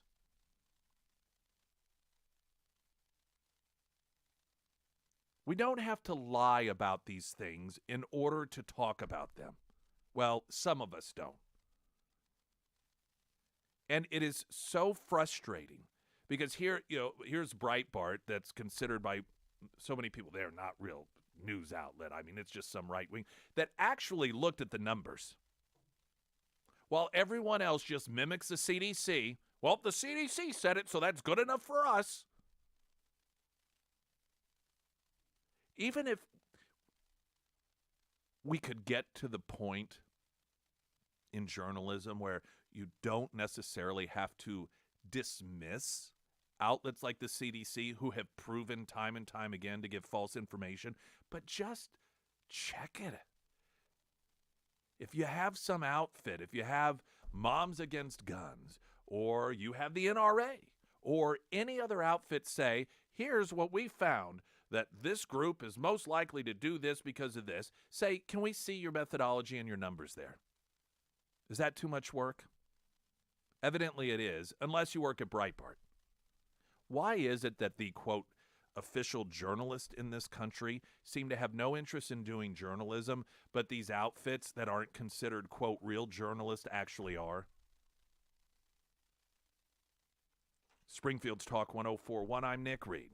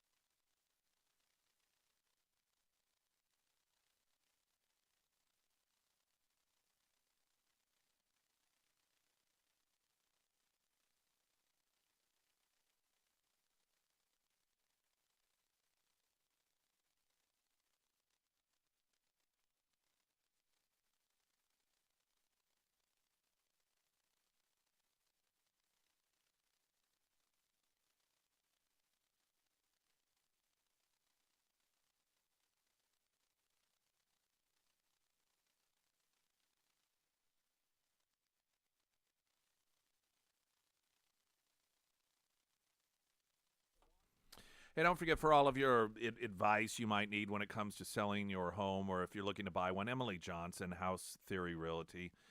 She's great at what she does. She's a good person that seeks to do the absolute best job for you. If you're wanting somebody that's just a yes person, that's like, oh, that's a great idea, and oh, yeah, probably not the person for you. She's kind and compassionate, but she also knows that the truth is the most important thing when it comes to advising you on the best way to sell your home or what you may be looking for in terms of buying one. Emily Johnson, House Theory Realty. Let's go to Walter. Walter, welcome to the show. Good morning. How you guys doing? Doing all right, thank you, sir. You know, most people don't realize what the number one killer of children in this country is. Do you know the number one killer? Well, of children in the fact, United States? someone had just, I don't know if this is a direction you're going or not, saying that even NPR a couple of weeks ago cited fentanyl now is. Well, fentanyl is a really big killer too. Thank you, China and Joe Biden. Yeah, in Mexico. well, see, you can't But, mention that. That can't be the number one killer because, see, that's a border issue. Yeah, the and a number China one issue. killer of children, 800,000+ last year, was abortion. Oh, well. The number one killer, and we do it deliberately, you know. And here's the thing: Tucker Carlson, they ridiculed him. He didn't think that transgender people should have guns because they're insane, because they can't tell you what reality is. And now he's being proven right by this person that just murdered 6 innocent people. And it's just amazing that Well, that hasn't hit the national headlines. Well, I didn't see Tucker Carlson's analysis, so I can't speak to that. I don't know. The whole there's a default go-to when it comes to mental illness and firearms, and I'm not an expert when it comes to mental illness. I sometimes wonder if it's one of those scenarios where you could say, well, somebody who's going to go on a rampage certainly has mental illness, but not everyone who has mental illness is going to go on a rampage. I think that's a fair statement to make. What I do find at times, though, to be a contradiction, and this isn't a direct declaration based off what Walter just said, oftentimes the same people who talk about the need to destigmatize mental illness are the same people that every time somebody carries out a shooting that says this is a mental illness issue. And I don't know that that does a very good job of destigmatizing it. It's not even a criticism. It's just an observation. And again, there is the nuance there that, well, I mean, but just because every person that goes on a mass shooting has a mental illness, or has a likelihood of a mental illness, that doesn't mean everyone who has a mental illness is going to go on a school shooting or any sort of rampage, and that's very true. But we seem to broad brush it when there is an incident like this. We need more money for public health. We need more money for mental health, as if every mental health issue is a potential mass shooter. And I don't know that that necessarily serves the purpose of not stigmatizing mental health issues. Again, just an observation.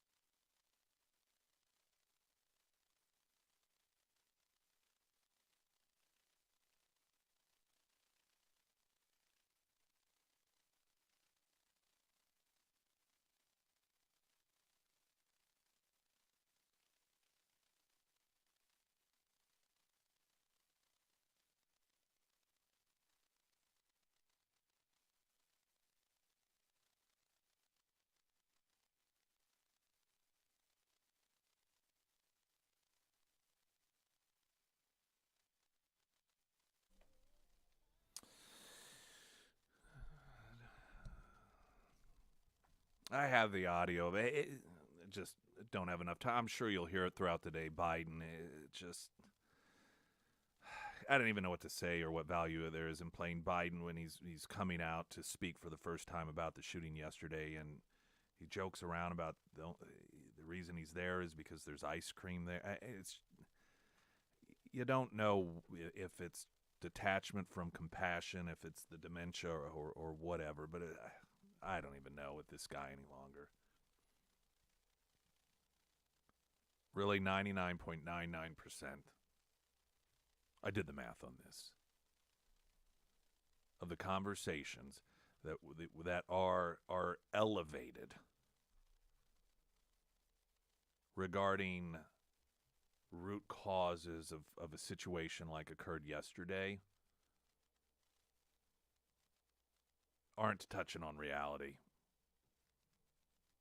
And like I said, there are a number of reasons for that, but largely people just they want to find a problem they can point to and say, well, we just need to either get rid of that or create a law for this.